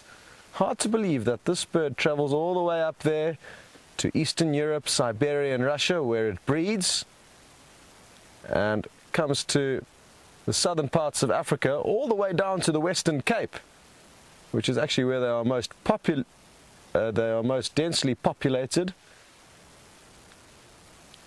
And as it sits up there perched on this dead marula tree, it's looking for prey, which it mainly goes after insects and very small birds occasionally, so that's what it's looking for up there. And they often hunt from a vantage point like this. In more suburban areas, you'll often find them sitting on street poles or telephone poles as their hunting vantage point. We've been here for about 10 minutes though, and it hasn't seemed to find anything to feed on, sadly. We may give it a few more minutes just to see if we don't get lucky to see it make a kill. You can see it's certainly scanning the ground.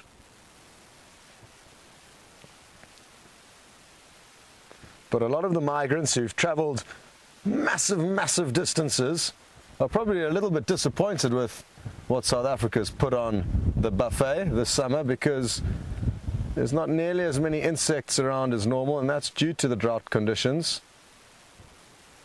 It has not been a plentiful year with regards to rain, and therefore vegetation and insect numbers are also quite low.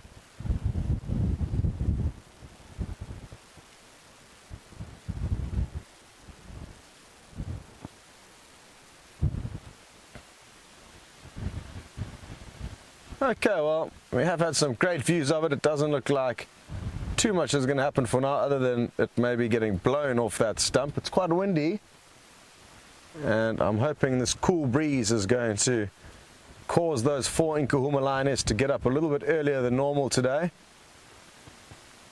So let's go and see what they're up to.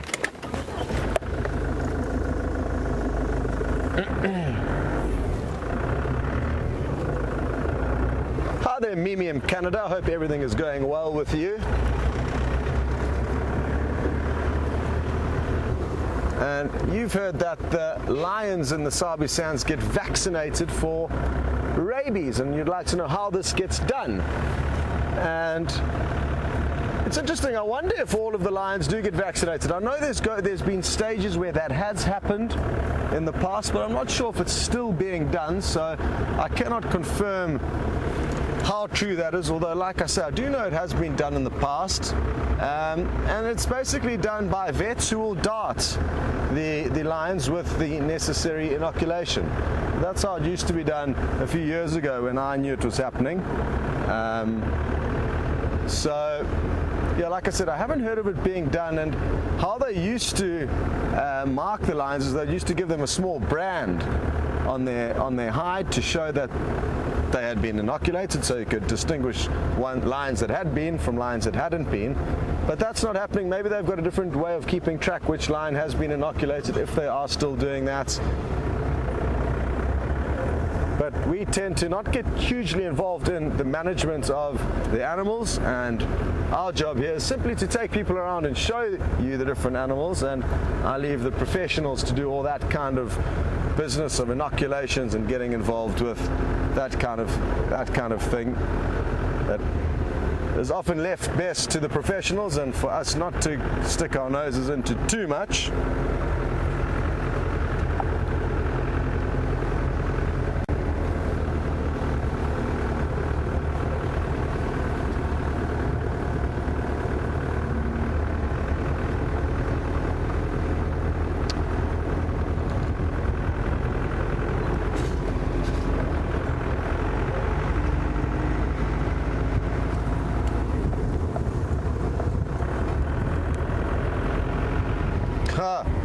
Marianne in Arkansas, you ask a question that brings great sorrow to my heart.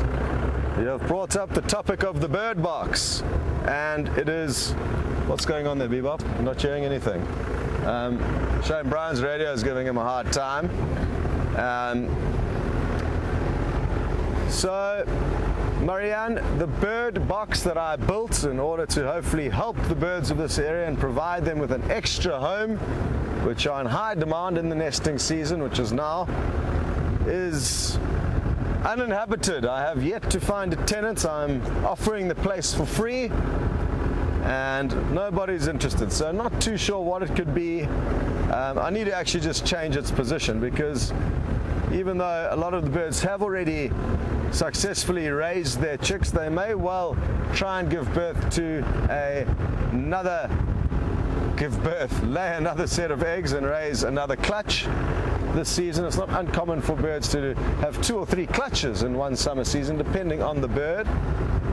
So there is still a demand for nest sites, and maybe I just need to change the tree that it's hung up in, but there's been no interest whatsoever that I've seen.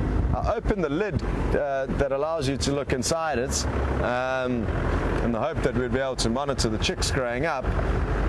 Indicates that there's not even a blade of grass in there. It's like something hasn't even thought about trying to make it comfortable or homely. So who knows what the issue could be. I'm confident there's nothing wrong with the design, so it must be something to do with where it's positioned, the tree it's positioned on. That's all I can guess. So maybe worth doing, and maybe I'll string it up onto a different tree tomorrow and see if it doesn't provide us with better results, because it'll be so awesome if it does work out, Marianne. Okay, well, I'm going to send you back to Jamie for a quick update and change of scenery on her vehicle.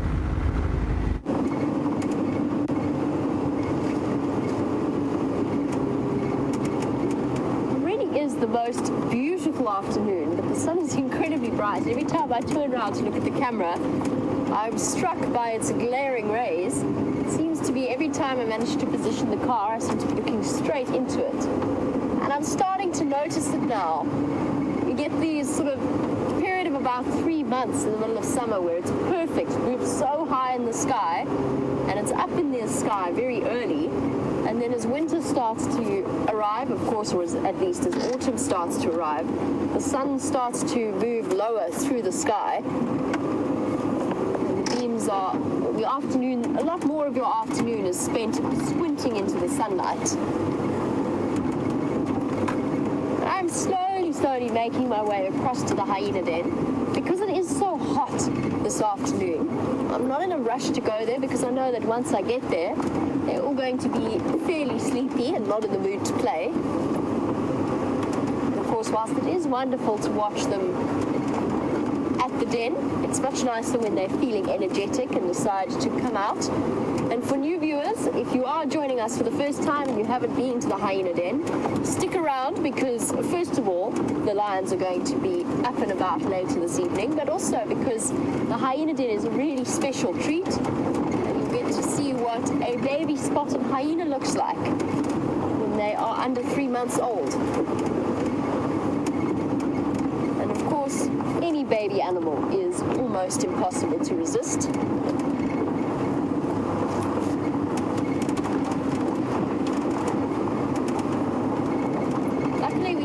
Have escaped that shadow sighting without any kind of flat tires. Now, I've been thinking about shadow and the discussions we've had about Tingana and the pregnancies, or the lack thereof in this particular case. I was just thinking that the one leopard that we don't know whether or not she's pregnant is Shadow. She's been pulling disappearing acts on us for days and days at a time, and not just us, but the other guides in the area as well. And I wonder, particularly since she's been spending more and more time around the drainage lines at Arathusa, as well as that block where we lost her this afternoon, I'm starting to wonder whether or not there is a possibility that she might be approaching the end of a pregnancy. Impossible. It was very difficult to tell this afternoon. She was very, very full, big, round stomach. And I couldn't see any signs of suckle marks. I guess we'll just have to wait and see. It'll be one of those things where we won't know until we know.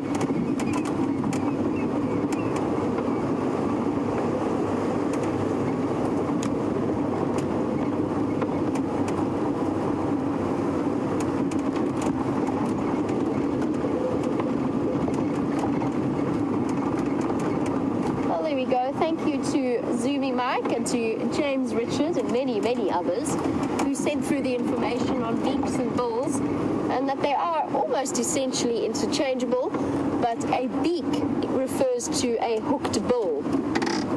Oh, these must be the lion tracks from this morning that I'm looking at. They must have come through from Torchwood because they've been driven over. Yes, thank you. That's sort of kind of what I was getting at when I said I feel like the raptor's beak. But then, as Andrew said, once we'd sent you guys back across to Scott, we get yellow-billed kites that have hooked raptor beaks. It's an interesting distinction. It's obviously one of those where the distinction has slowly become blurred. Thank you nonetheless for your update, because I had that, you know when you know something, but all of it that you wanted.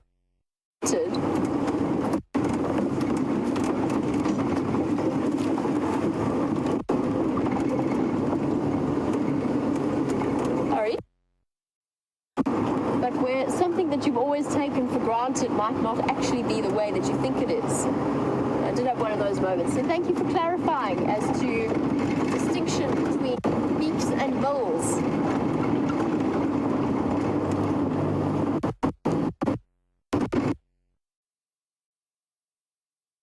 The fact that all of a sudden you go black screen.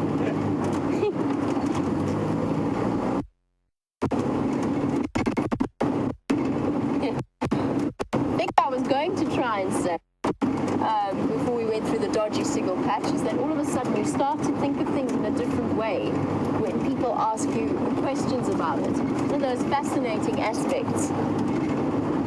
Always enjoyable when people share a slightly different perspective than the one that you hold.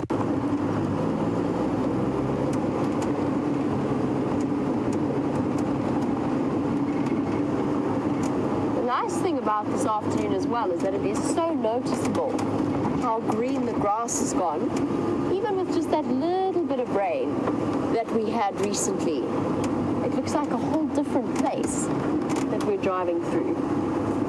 And it might not have been enough to fill up the dams, but at least it was enough to start to supplement the grass.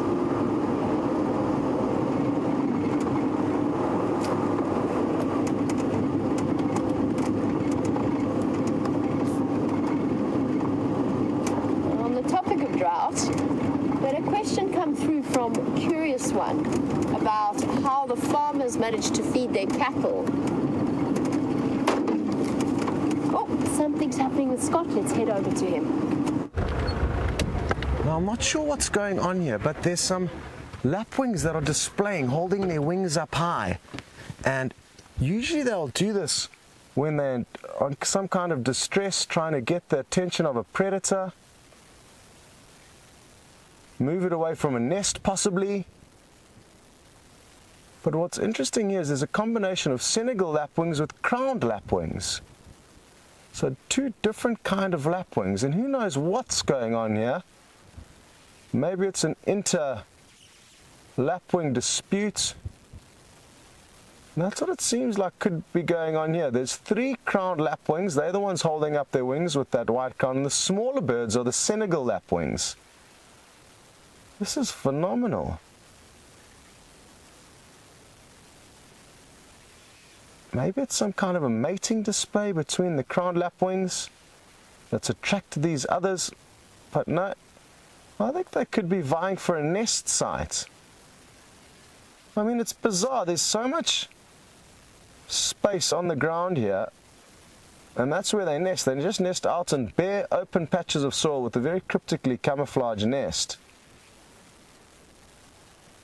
But every now and then they appear to be looking at something in there. So, I don't know. Where are you now? I don't know what exactly is going on. What would be nice is maybe to take a walk over there. Go and have a closer look as to exactly what's happening. As I got a feeling there could be a nest or maybe some small chicks in and around that little bush that they're in. So, let's watch and see what happens if I head out there. Now you may lose my audio if I get a bit too far, but let me just shoot across and see what happens. Of course, the birds may be temporarily a little bit frightened, but we need to find out what exactly is causing this behavior. So we'll just go in quickly and then move back out.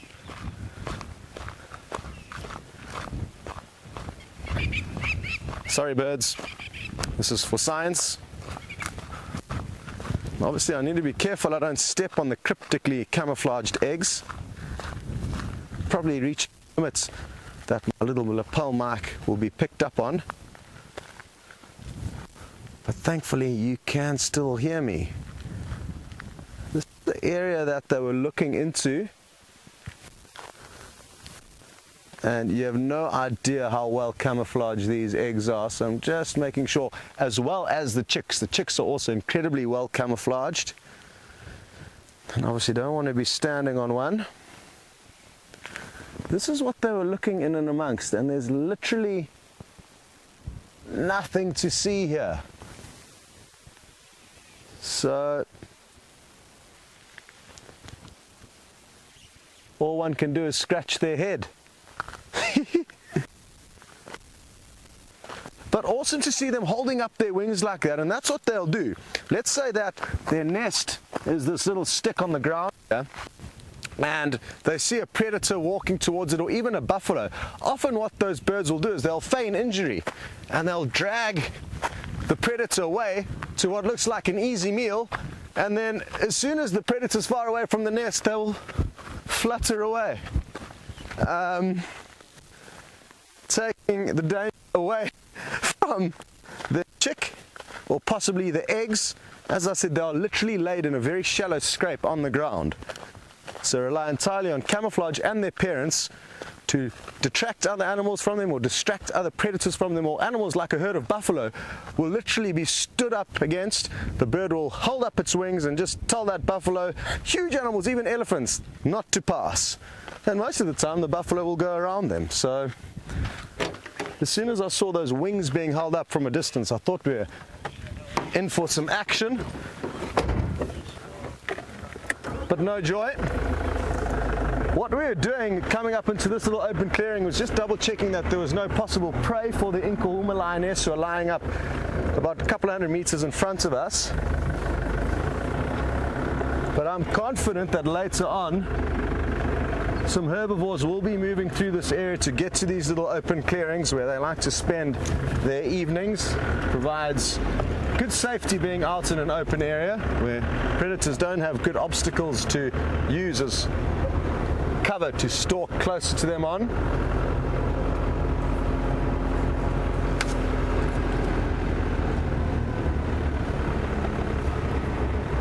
Well, you see, I think Gracie, who's just 8 years old, may well have cracked the code to why the little bird nest that I built has not been occupied. And Gracie, thank you for making this suggestion. You think that if I put some worms in and around that box, it'll lure the birds towards it, it'll attract them to it, and then realize that this is the perfect home. It comes included with worms, and I'm just going to have a hard time finding all these worms, but maybe if I get Brent and Jamie, we'll be able to dig around enough to find some.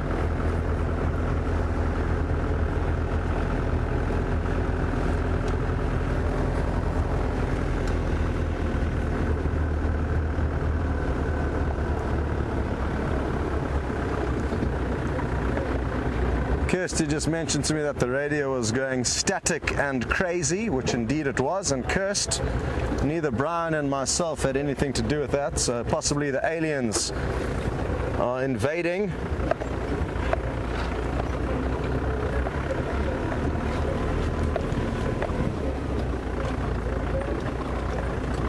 So where Brian's pointing the camera now is where the lioness are sleeping.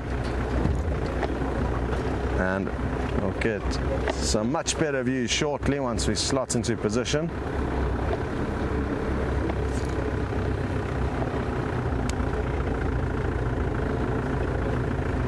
And David, in the UK, you are on the same wavelength that I was on. As soon as I saw those lapwings holding up their wings like that, I thought it was a snake on the ground causing some trouble. that they're trying to distract away from the nest. But yeah, it certainly wasn't the case this time. It looked like a... Oh, let's have a look here, Brian. There's one lioness just up and mobile. You can see another one has joined, well, you will see shortly that another one has joined the one lioness that came out to sleep in the open earlier. And good prospects already. This is the bonding and affection that I was speaking about earlier. They are incredibly close companions. And the radios are going haywire. It is us. It is us. Sorry, Kirst, it was us. Causing the radios to go crazy. Good, well now that we've got the comms sorted out, we can enjoy these lion who look like they may be starting to do some allo grooming, or at least there was the thoughts of grooming one another. These are all good prospects, what we're seeing here. The fact that they just got up and moved a small distance is a sign that slowly their hunger may be kicking in, the desire to go and quench their thirst is kicking in, and hopefully it won't be too long before they get up and active. Let me see if I can sneak us a little bit closer. We're not in the best spot here. So there's 3 on the right and still 1 on the left of us.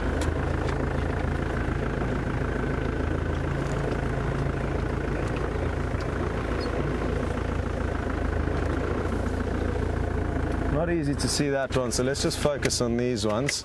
And I'm going to have to take over from Brian here, otherwise he's not going to be in a good spot. There we go. So forgive me if this camera work is terrible. Okay, let me get comfy here with the beanbag. Brian, you can now relax. Okay. Cool, let's see what happens. We're going to get some awesome close-ups, that's for sure.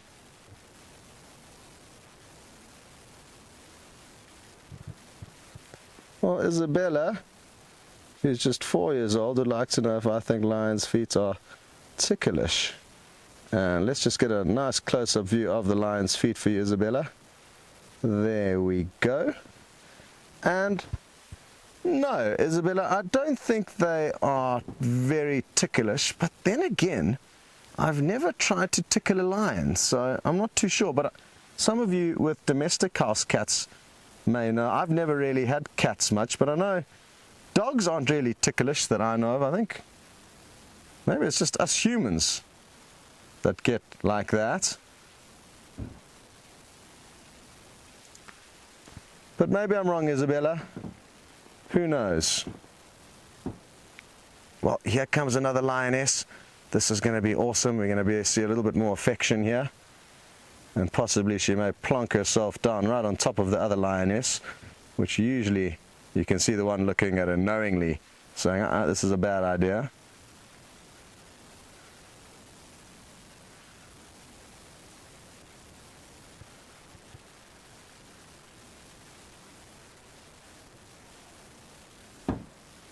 There we go. Exactly. They just can't resist lying right on top of one another. And here we have a carpet of lioness.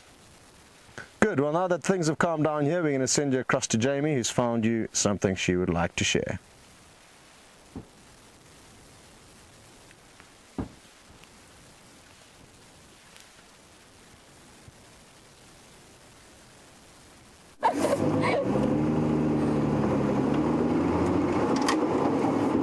We will try and catch up with Scott in as soon as possible. See what's happening with those lions. At the moment he's struggling a little bit to be able to hear final control. Lucky for us, you've caught up with us at just the right time as we are in the final stages of our journey towards the hyena den to find out what's happening there.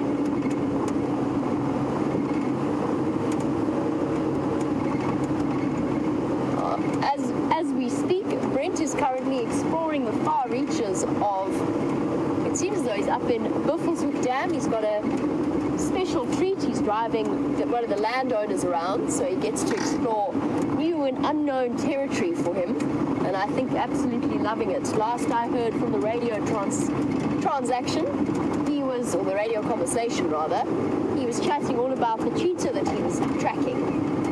I think he's having a ball of an afternoon. We're just going to go through a bit of a signal dip.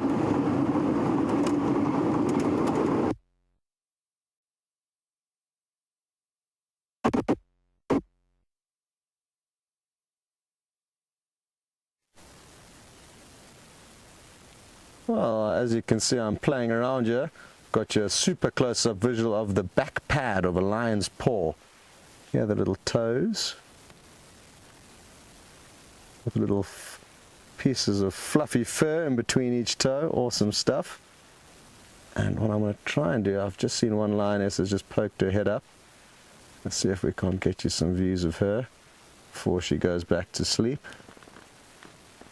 There you are. Hello, pretty lady. And look at her eyelashes. Awesome stuff.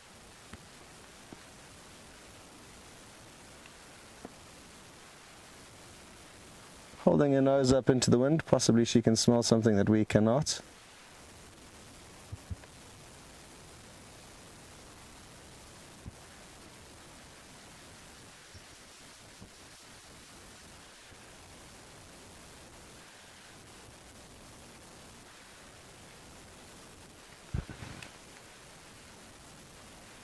Oh wow, look at this.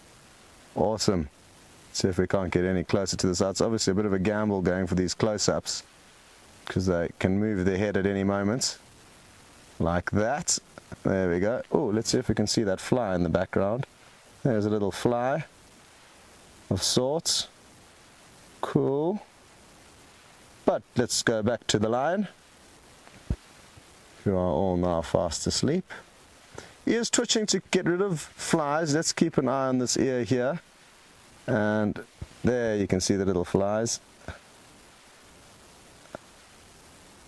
And they are biting flies, so they are biting both the lions and as well as us. Sadly though, we don't have, our ears are not capable of being flicked like this. Not too sure what got her attention there.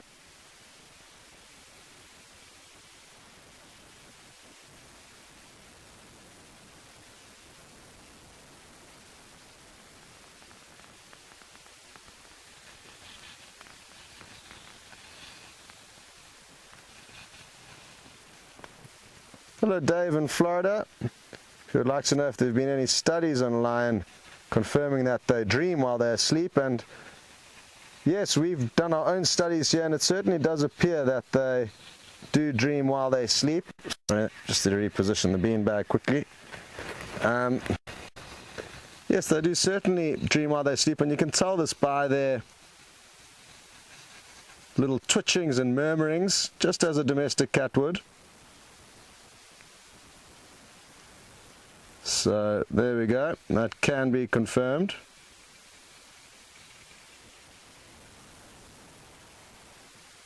So she's got a little scar on her nose, that's a good characteristic. And imagine all the chewing and scenes that those lips have seen over the years. How many animals they've chewed through. Quite a number, I would guess. The last animal they chewed through was a buffalo on Sibambili a few days back, or at least that's what we know of. Lions can very often make smaller kills, and at this time of the year with lots of youngsters around, they could be killing young calves that they feed on in the night, and doesn't really have a huge impact. Oh, time for a quick reposition for her. So sometimes they may make a kill and not be clearly evident that they have in fact. Oh, you two are trying to fight for a good spot there.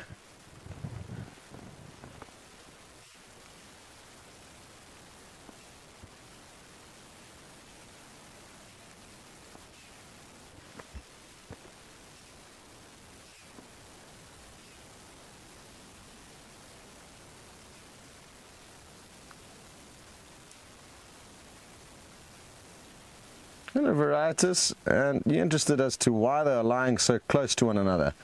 And it's certainly not to, you know, keep warm. It's an incredibly warm afternoon, and that's why they're sleeping in the shade. And it's merely an affection thing.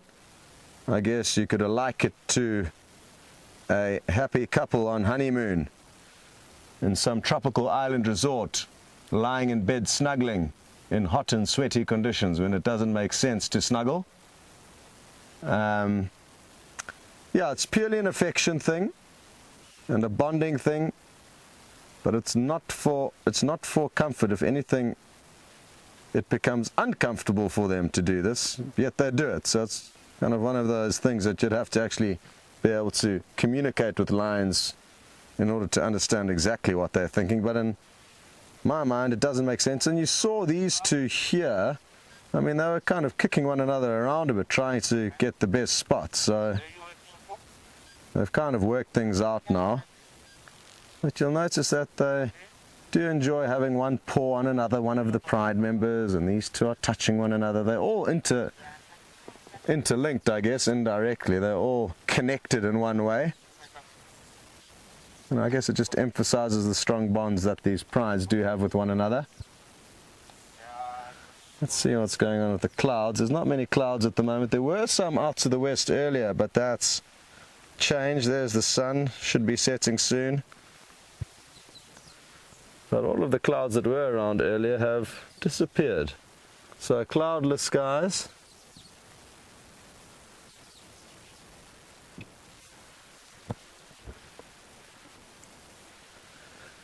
Hi Sarah, and again well done on that great work you did on this pride of lions. Sarah did a research project that she got an A for those of you who don't know, and even convinced her teacher into joining into SafariLIVE and checking it all out. So who knows, maybe Michelle, the teacher, is also watching today. And Sarah would like to know if this pride reconnected with the Matimba males, if they would remember one another, and if it would be a happy meeting. And yes, Sarah, I think it would. They'll definitely remember one another, and I don't think that there'd be any animosity or hardship or problems if they did. It's only strangers that are the problem, and the Birmingham boys were essentially strangers. They were young males that these ladies didn't know before, and when they arrived, understandably, these ladies thought, no, hang on, who are you? And we're not just going to become friends without working out what's what. But now that they know both the Birmingham boys and the Matimba males, it's good signs for these lionettes, because the more males that they are accustomed with, the better. The less problems they will have going forward, and the more protection they will have from different angles.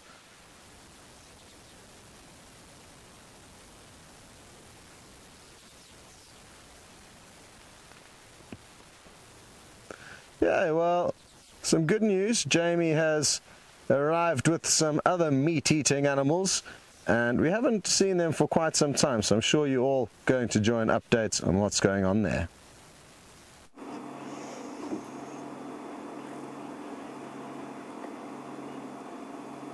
Apart, of course, from the hyena sighting yesterday, we haven't been to the hyena den in a while, and we've arrived to find one very, very round female and one very sleepy sub-adult, looking precariously perched on the side wall.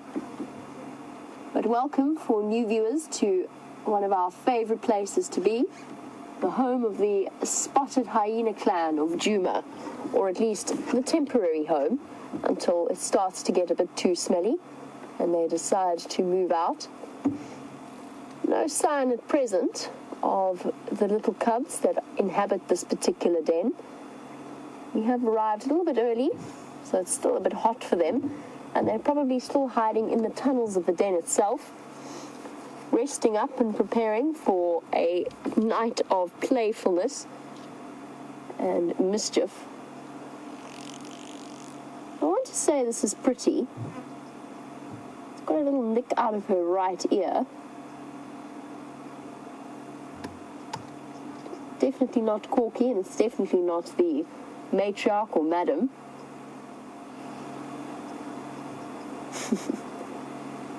somebody who is equally plagued by flies, if not more so, than Andrew and myself.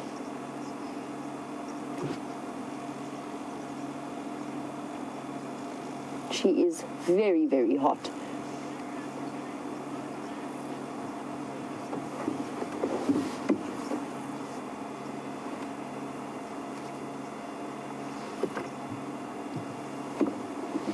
Now, before we disappeared and unfortunately got stuck in a bit of a black signal dip, a bit earlier I was chatting about the answer to Curious One's question in this particular drought. And of course, our hyenas have been successful and they have been given an advantage in this particular climate. But Curious One wanted to know whether or not farmers or how farmers feed their cattle. Oh, I stand corrected. It's not pretty. In fact, I think it was the matriarch that just walked past. My mistake. I didn't recognize her lying down. She's calling. Oh, there's another hyena there.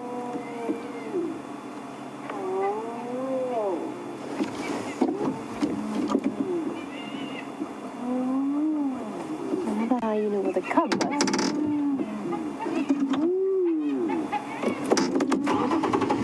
Just moving forward slightly. Can't see much of what's happening.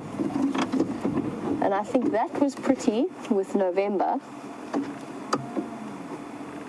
And she went up to have some kind of communication with them. It's impossible to know exactly what was being said there.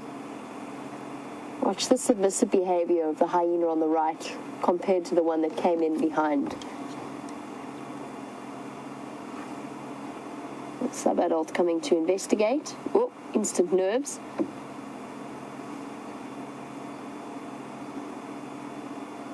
And I think what was happening there was hiding, well, that one hyena was hiding off in the thicket of the tambueti trees, which provides for slightly better cover and shade.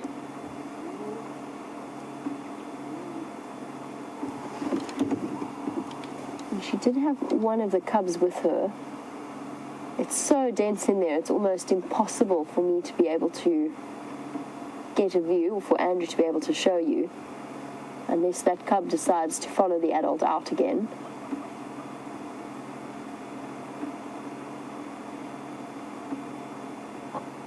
There's a good chance that that cub will come out. And I think what they were doing is sheltering from this west-facing side of the den. Is a very hot place to be on an afternoon like this. As you can see, the entrance to the den where the matriarch was initially lying is right in direct sunlight. There is action over there. I can't see exactly which hyenas are there. They look like Bella and one other.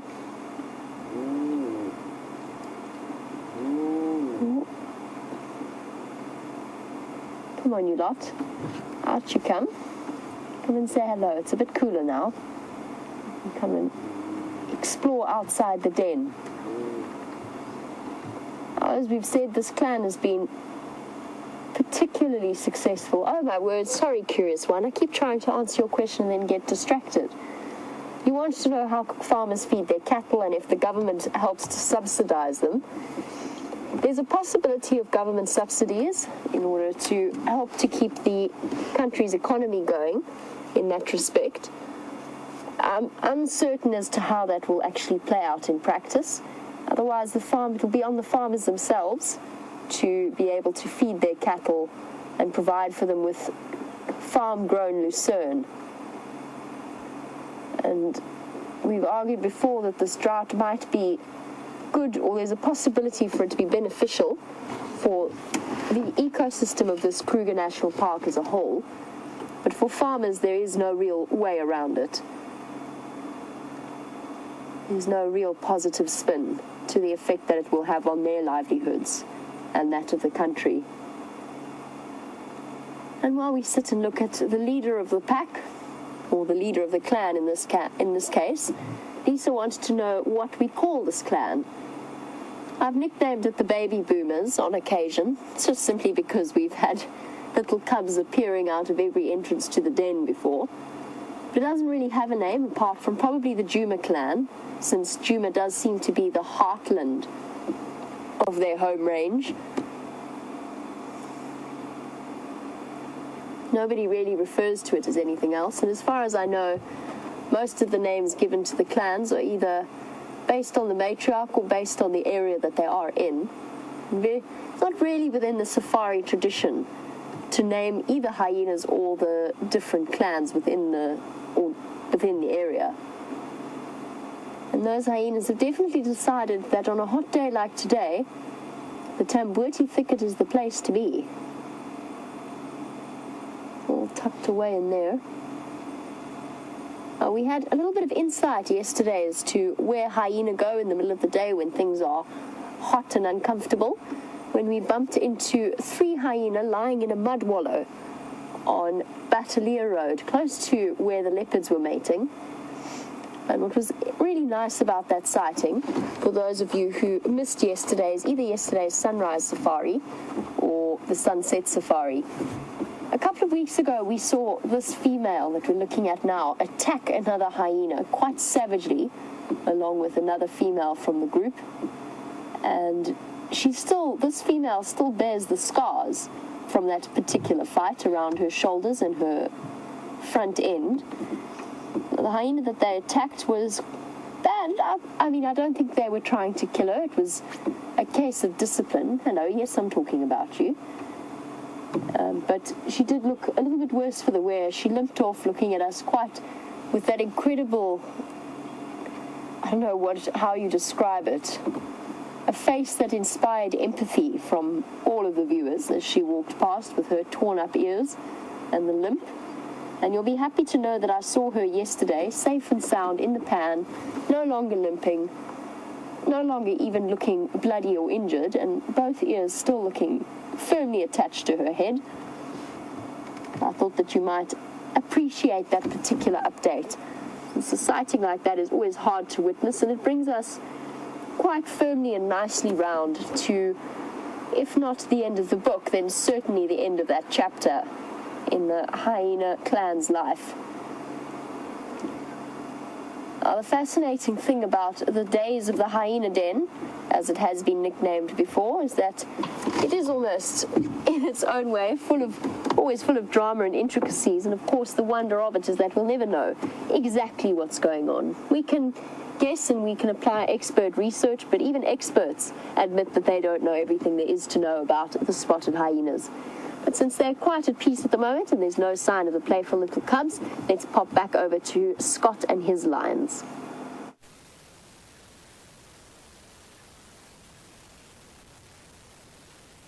Well, isn't it wonderful that you guys have been spoilt with leopard, lion and hyena, 3 of the apex predators of the Sabi Sands, and who knows what may happen before the end of the drive. Maybe we'll get a surprise visit from a cheetah or some wild dog. That'll be really wonderful.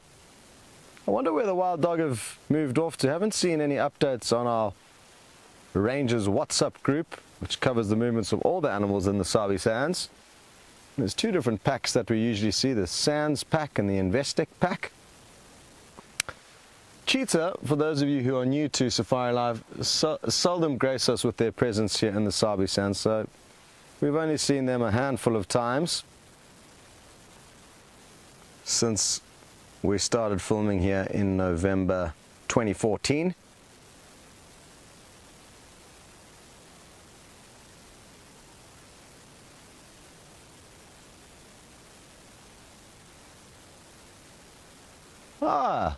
Angie in Wisconsin, I'm glad you're observing these felines very closely, and you've noticed these small spots or rosettes on the legs of these lions and are wondering why they are there. And they are part of the Panthera family. So these are Panthera leo, Panthera pardus, the leopard, is a relative of theirs, so a distant relative. And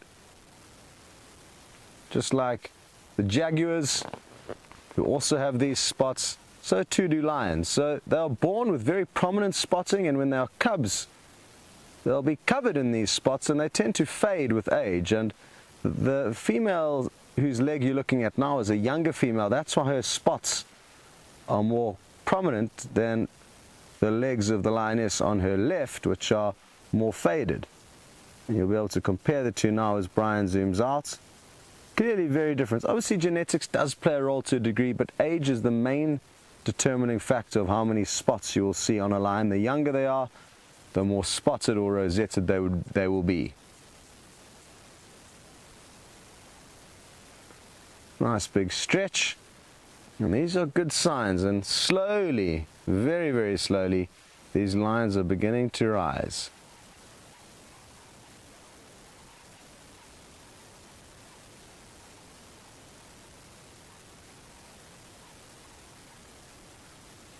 Uh-oh, it sounds like we've got to educate one of our new viewers, Brian, on a couple of things. Firstly, that yes, Brian, this is entirely live. It's happening this very second in South Africa, and it's very, very good to have you with us. I'm happy that you like the movie The Lion King. I'm told there's a couple of sequels. I'm not sure if they were any good. I only watched the first one. But the one problem with The Lion King, Brian, is that it has taught you a negative mentality for hyena. This we will change, and if you continue to enjoy our safaris with us, you will learn that hyena are wonderful animals and are very, very important in this ecosystem, just as important as the lion, and no different to lion in the fact that lion are also scavengers and thieves. They will steal from and bully hyena, cheetah, leopard, wild dog. They are the kings of the bullying and thieving kingdom. And in some cases, the lions have been known to steal more from the hyena than the hyena from the lion. So, even though you may for now not like hyena, there's no justified reason why you shouldn't, or at least other than the fact that you watched The Lion King where they were portrayed as the enemy. But hopefully, as Jamie is at the den site now, the little cubs will come out in time, and trust me, when you get to see those youngsters playing around, you are possibly going to change your mind instantaneously. So yes, Brian, this is live. It's great to have you with us. Let us know where you're watching. Always great to have an idea where in the world you are. And like I say, we look forward to teaching you that hyena are in fact awesome animals, and I don't think it's going to take very long for that to happen.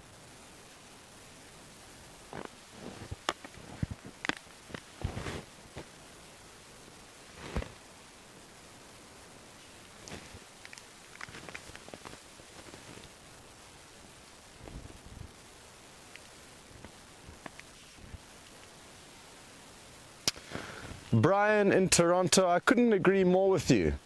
With the topic of marauding male lions coming into an area, establishing their dominance, why would they kill lioness that they could potentially mate with in the future?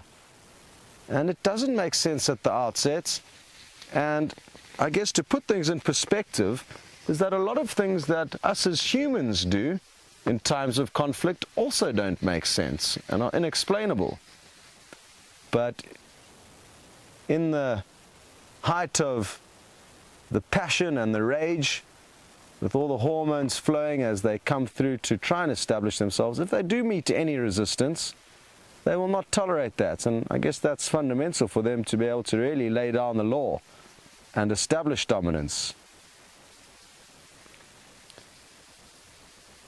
I guess one thing that may help it make a little bit of sense is that these lioness, you can see how close they are and affectionate they are. They have got extreme bonds with their pride, and a young male within their pride is going to be looked after the same as the other lioness. And young junior, who was within this pride, may have been the one that these lioness were trying to protect against the Birmingham boys, and they essentially sacrificed themselves for that young male. So we weren't around for those fights, so we couldn't see it happening firsthand, and therefore can only speculate as to what exactly happened. But that is one scenario that, you know, makes it more understandable why a male would kill a female that's trying to stand up for males within her pride, or even her own cubs, which any mother is going to defend with their lives, even if it is against their own kind. So there's another scenario that kind of will justify the killing to a degree.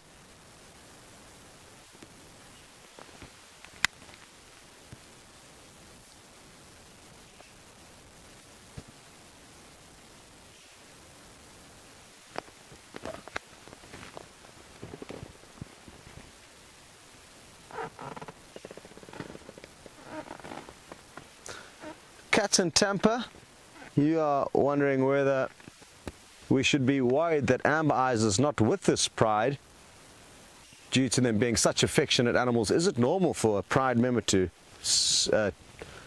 tear away from the pride for a while? And cat, there's nothing to worry about. It's completely normal for lioness within prides to peel off, go do their thing, come back and rejoin. Maybe she's in season, maybe she's the kind of alpha lioness, the lead lioness who needs to go and do some business deals with the Birmingham boys, make sure that they're in check. Hard to say exactly why they do split up, but it's common with all prides that I've seen over the years. Sometimes they fragment into little groups, then they'll rejoin. Sometimes they'll fragment and part ways for good. And that's happened here in the Sabi Sands fairly recently with a pride called the Salala Pride, also known as the Mangaean Pride. And there's a portion now called the Salala Breakaway Pride, as well as the other Salala Lioness.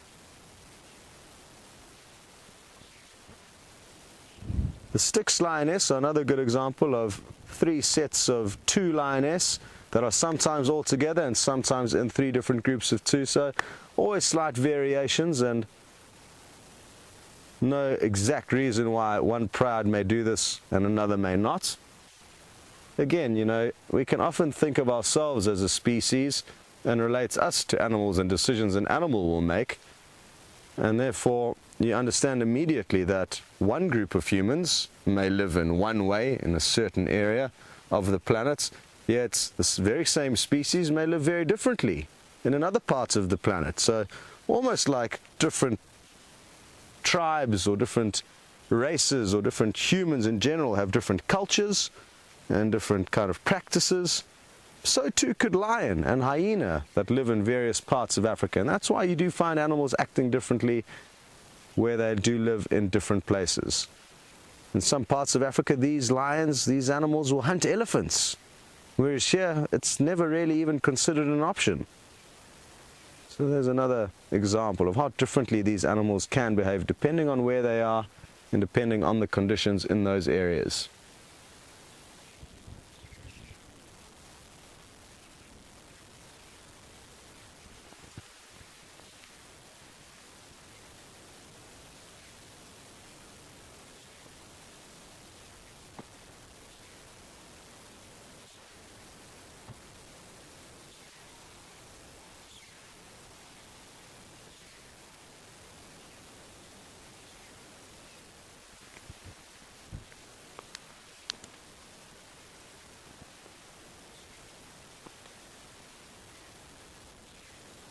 So we've just got a list through of what the Lion King did get right. So I'm not sure who that came from.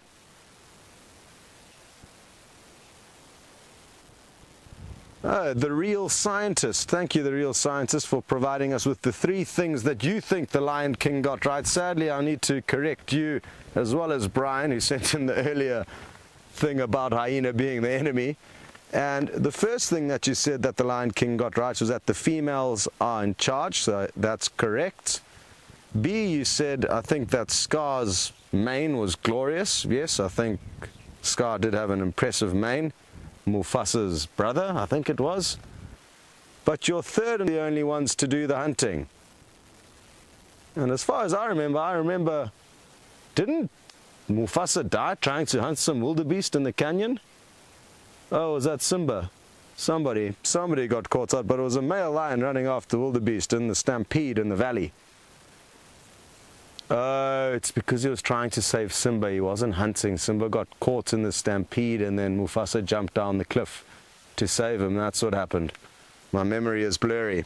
But real scientists, male lions can hunt, do hunt, and are more often than not, in my experience, on their own, not with prides of lioness to do the hunting for them.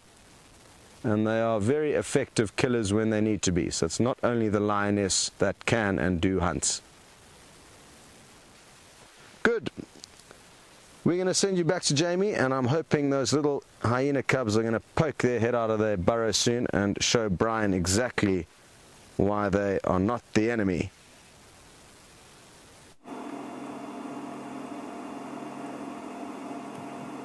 And you're about to see something that will make you reevaluate your entire assessment of hyenas if you've never seen them before. And one of them just gambled out now. That's pretty hard to hate something that cute. Little wobbly hyena cubs dashing about on uncoordinated legs. And Brian, it's amazing the impression that certain films can leave. And unfortunately for the Lion King, or for the spotted hyena at least, the Lion King didn't portray them in the most favorable light. And in fact, demonized them in quite an unfair way, because they are probably the most intelligent predator out here, and at this age, one of the most adorable to look at. The cubs are currently dashing in and out of this tambuti thicket, and hopefully now that it's a bit cooler, they're going to get brave enough to come and visit us. And sometimes at around this age, they even get to the point where they feel as though they want to come and investigate the car even closer. Interaction happening between the mothers.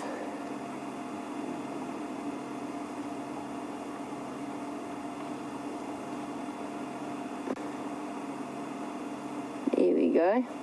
A little bit of anal pasting around the den. It's something that sets hyenas apart from other predators and puts them in their own family group. Tend to think of them as dogs. Most people tend to think of them as dogs, but they're not dogs and they're not cats. And in fact, if you look at the evolutionary line, they are slightly, and I say slightly, more closely related to cats than they are to dogs, in that cats and hyenas share a common ancestor way back. Come on, little cubs. And that, of course, is why we refer to the cubs as cubs and not pups. Little monsters. Starting to get brave, roaming further and further afield. And I feel as though in the days that I haven't been at the hyena den, the December twins have grown so fast. In fact, when one of them first popped out, I thought it was November. I was very surprised. Got a bit of a limp. I'm not sure if that's just because it was sliding on the termite mound wall. Could also, of course, have stepped on a thorn. And the braver they get, the more they increase their chances that that sort of thing will happen. Apparently you saw one wander far out with Scott the other day before realizing how far away it was from the safety of the den and dashing back to safety. And it's only really when their mothers are around that they demonstrate this bold, curious behavior. And of course, we're all holding fingers, as we always do when we get to this hyena den, that the brand or the newest set of cubs will actually decide to show themselves. In the meantime, these little bundles of trouble will do. And for new viewers, Brian included, but any others who are joining us for the first time, just a quick, interesting fact. One of the mysteries surrounding spotted hyenas is that they are one of the only animals in the mammal kingdom where the females are bigger, stronger, and more dominant than the males. The only truly matriarchal mammal, probably in the world, if not Africa. Come on, guys, call your cubs out. I just saw one. Did you see? Oh, there we go. Like a little dolphin. Hello. There we go.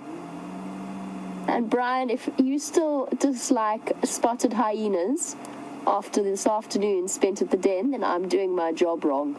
Because just look at that. Look who's coming out. Bit of cuddle time with a cousin there from one of the older cubs. Play with me, entertain me, whoopsie.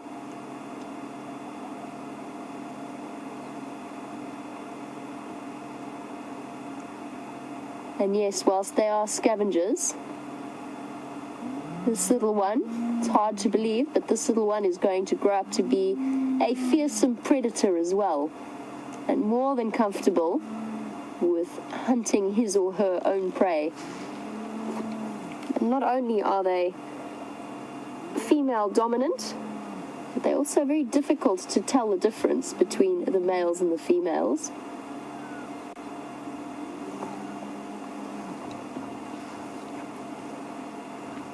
Because the females, with their high levels of male hormones, have false male genitalia.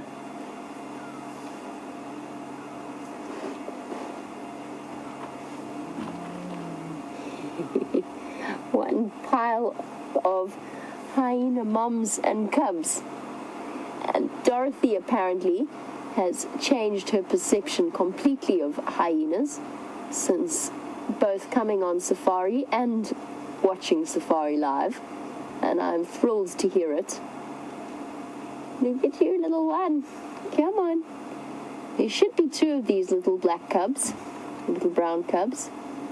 Oh, this is the one without the scars on its back.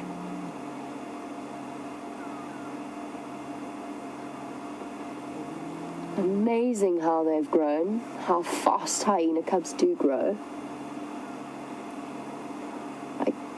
Hyena mothers are some of the best role models a baby animal could have. No, baby, that's not mommy. You can't drink from there.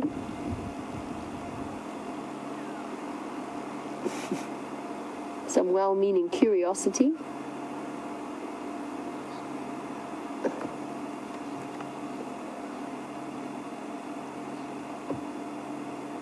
And Cat in Tampa, he was saying that the new hyena den the new cubs at the hyena den were waiting for James's return. Well, good thing James is back once again on Juma soil. And he will be joining you on drives in the next few days. But I'm sure you'll all be thrilled to hear that Mr. Hendry is back in the house, I believe is how the cool kids said.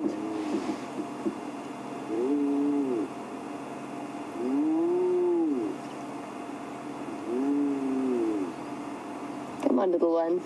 You can come out. So nice to see them getting to that point of a curiosity. Somebody's being very vocal. It's this hyena that's come in now. Making lots of noise. A very nervous approach to the matriarch. And apart from being one of the most fascinating animals in terms of their social dynamics, they also have a wide range of vocalizations, all meaning different things and translating as different approaches. From contact calls to, in this case, pacification.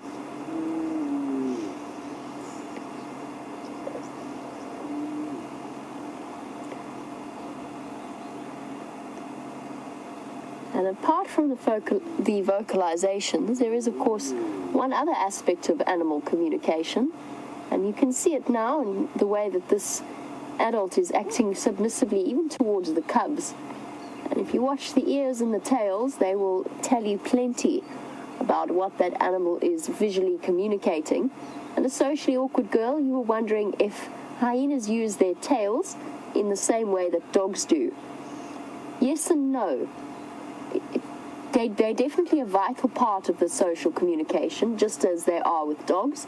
They don't wag their tails necessarily in the same way that dogs do, but the tail will tell you a lot about the mood of the animal. So if it's tucked down, in a similar way to dogs do, close to sort of between the back legs, then they are feeling uncomfortable. And if it is raised and curled over the back, that is happiness or excitement, or at least a sign of dominance when they curve their tail backwards like that, across and arching over the back.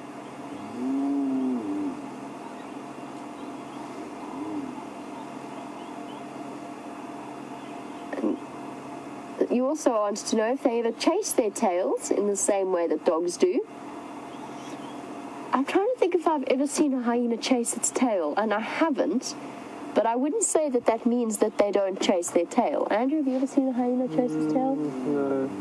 I've seen the cubs bite their tails before, seen them twist around and bite it, and I've seen them bite their foot as well, occasionally. So the socially awkward girl, I wouldn't be at all surprised if hyenas occasionally have a good go at chasing their tails.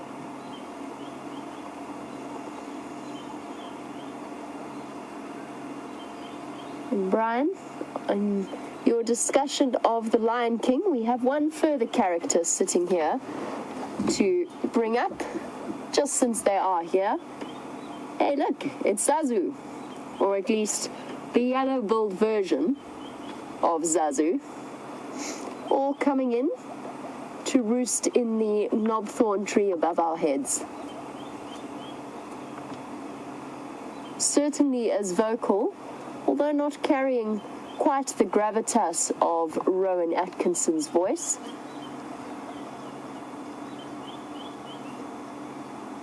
But probably as entertaining to watch as Zazu was in The Lion King. Zazu was a red-billed hornbill. These guys are the yellow-billed hornbills. So the cousin of Zazu, let's put it that way.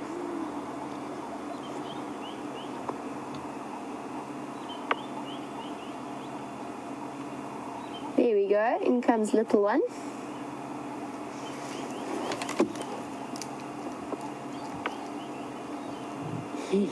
Hello. They're all looking up.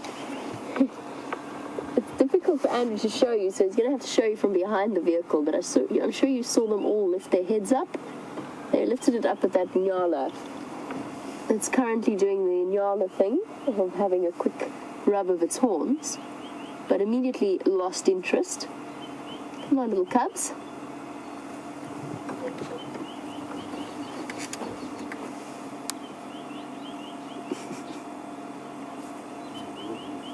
And Cecilia, you've been listening to the sounds coming from the hyena den, and you were saying that either your stomach is growling or hyenas are calling. Is that hyena in the Timbuti tree?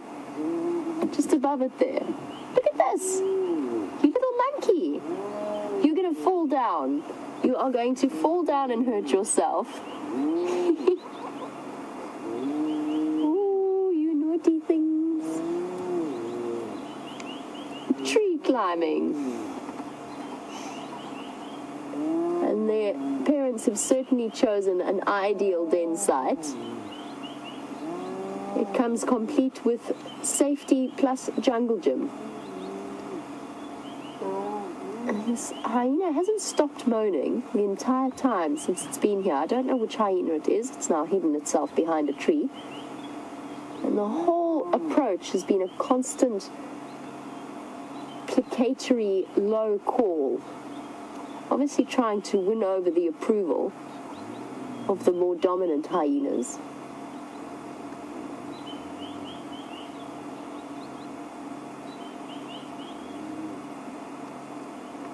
Even with the cubs, it is behaving carefully. Very submissive, whichever hyena this happens to be. Oh, look how bold you are. Come on. Ah, there's number 2. There's number 2. Here we go. I'm sure James is going to be so excited to see these 2 little cubs that he argued again and again were somewhere in this den, and they only popped out just a day or 2 after James went on leave. He is the one who discovered this particular hyena den. I'm sure that he'll be incredibly excited to head out for the first time and to see them popping their heads out and growing bolder by the day. Now, Brian, I hope we have you convinced. One last argument to throw at you, and that is the fact that in terms of problem solving and communication, hyenas fall or rank the top of almost any other social animal, and that even includes some of the great apes like the chimpanzees. They are actually shown in social experiments to have greater powers of social communication and teamwork than almost any other animal. Hey, hyena? And they're cute. And of course that leads to the next question, which is one that Susan asks, and she wondered if there's ever been any cases of domestication of hyena. Susan, there are cases where, particularly in Nigeria, there is a tribe that is famous for, and I use this word very hesitantly, domesticating hyena. Hyenas are taken as cubs, and they are kept by the men of the tribe to act as sort of status holders. They're almost always muzzled, at least in modern times. And it's something that I always look on with severe reluctance at the idea of converting what is a wild animal into a pet. Dogs and cats, of course, have had thousands and thousands of years of selective breeding and domestication. Hyenas, it would be almost impossible to do in one generation. And those of you who've had puppies and kittens can just imagine why having a hyena with 10 times the jaw strength of a puppy or kitten, chewing the various appliances or maybe your table legs, or whatever else they happen to lay their teeth on, your shoes, would be perhaps not the most ideal idea. If you combine that with the anal gland and the fact that they instinctively anal paste from a very young age, you're left with the possibility of maybe the idea that hyenas aren't the most appealing in terms of domestic animals. And it is far nicer to see them in this sort of domestic setting, enjoying just being as wild as nature intended them to be. And speaking of as nature intended them to be, let's pop over to Scott and have a look at his lions.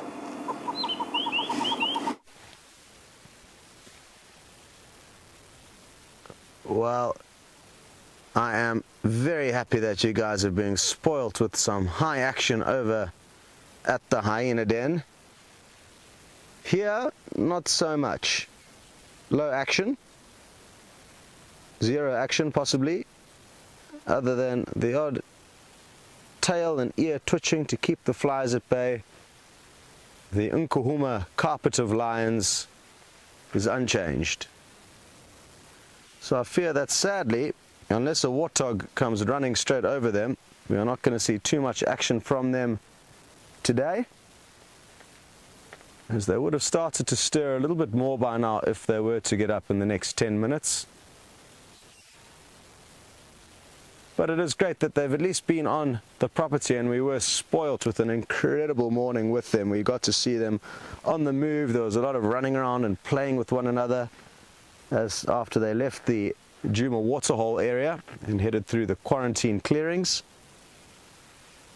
And the golden morning sunlight that we had on them was fantastic, and 2 vehicles in that sighting, Brent and myself, were leapfrogging, getting some wonderful views for you guys.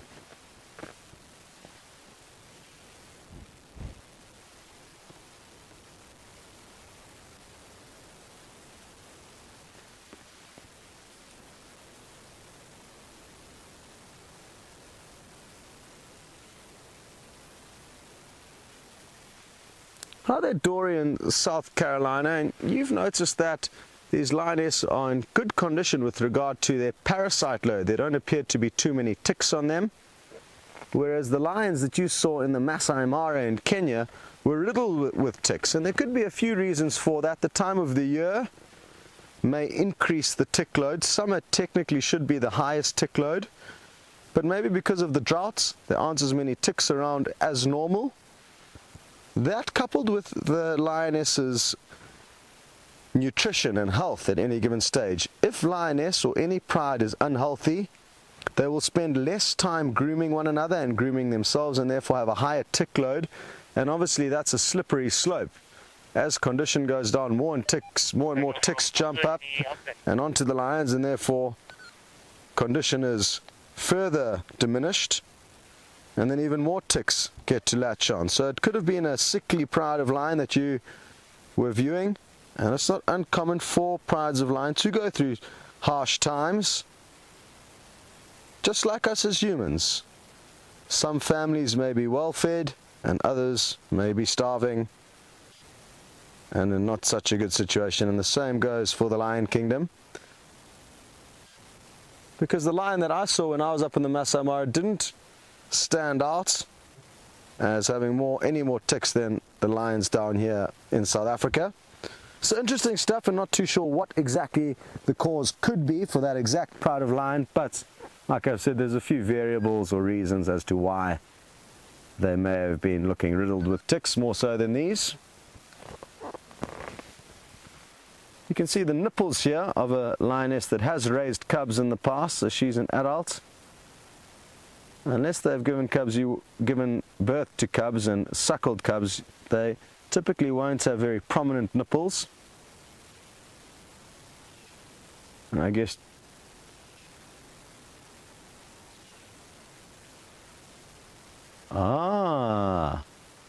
now I'm very happy with the way Mike's thinking, and he's been wondering where the fifth and missing lioness Amber Eyes could be at the moment and what she could be doing.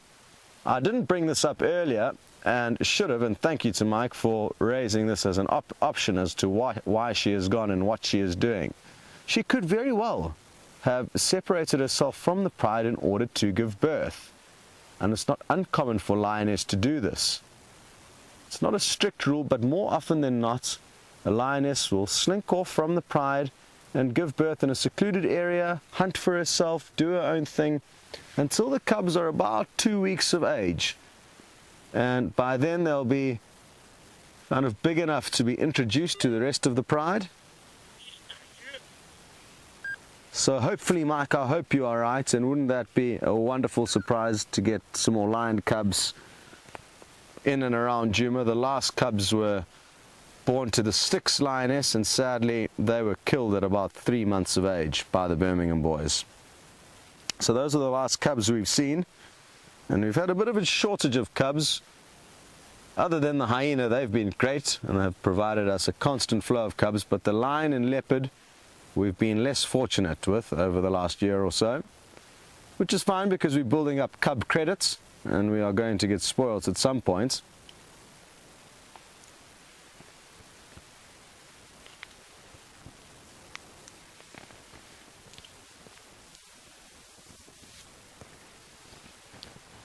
Hello to Kyle, who would like to know the average number of lioness within a pride, and I would say between 5 and 10 would be an average pride.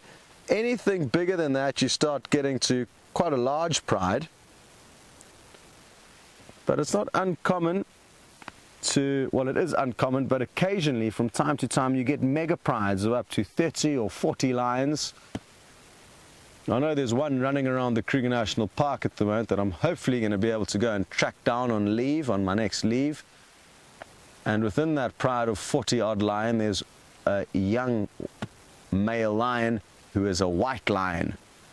And he is the only white lion male surviving in the wild at the moment in South Africa, or in Africa as a whole. The other two white lions are both lioness. A very rare genetic throwback, so hoping to track them down.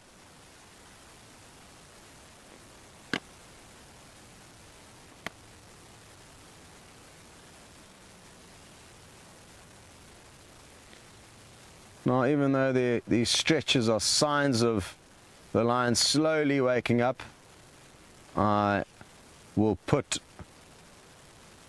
a lot of money down saying that we are not going to see them active before the end of the safari, sadly. I wish it was the other way around, but I fear that these lions are not going to be going anywhere for at least another half an hour or 45 minutes. Unless, of course, like I said, a potential prey item runs past, that will change their mood immediately.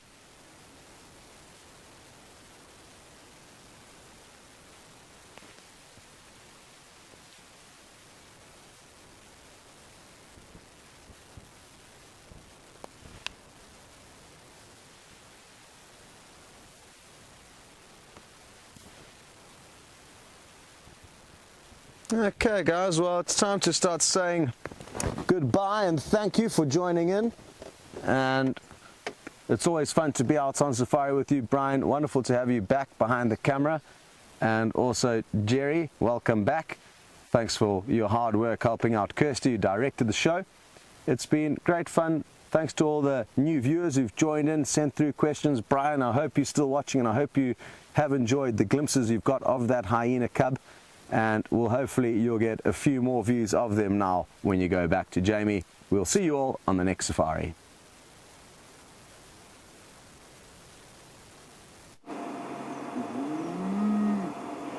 And as the crusader for, if not hyena love, then at least respect for these incredible animals, I'm still sitting with the spotted hyenas at their den site, watching them interact and wander about in the most fascinating way.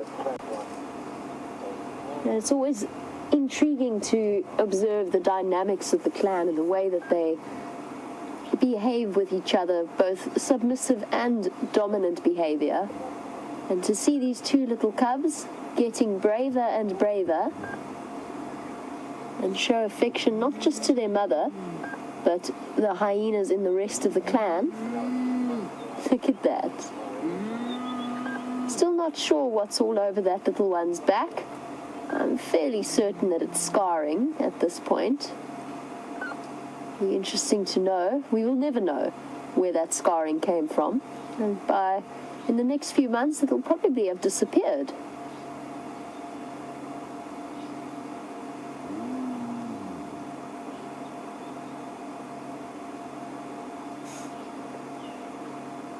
Patrick, you definitely are not alone in your comparison of the hyena cubs to bears. The little ones really do look like little bear cubs. And you were wondering if there's any evolutionary relationship to bears. Not that I'm aware of, but I could stand corrected on that.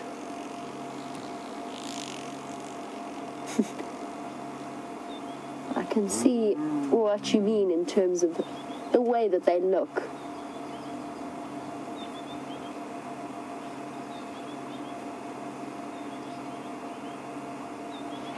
I'm not sure if you heard that insect zoom past us earlier, but Sharon, who's watching in Pittsburgh, has got her bush ears on and heard the buzzing insects zooming around whenever we're at the hyena den, and you were wondering what they are.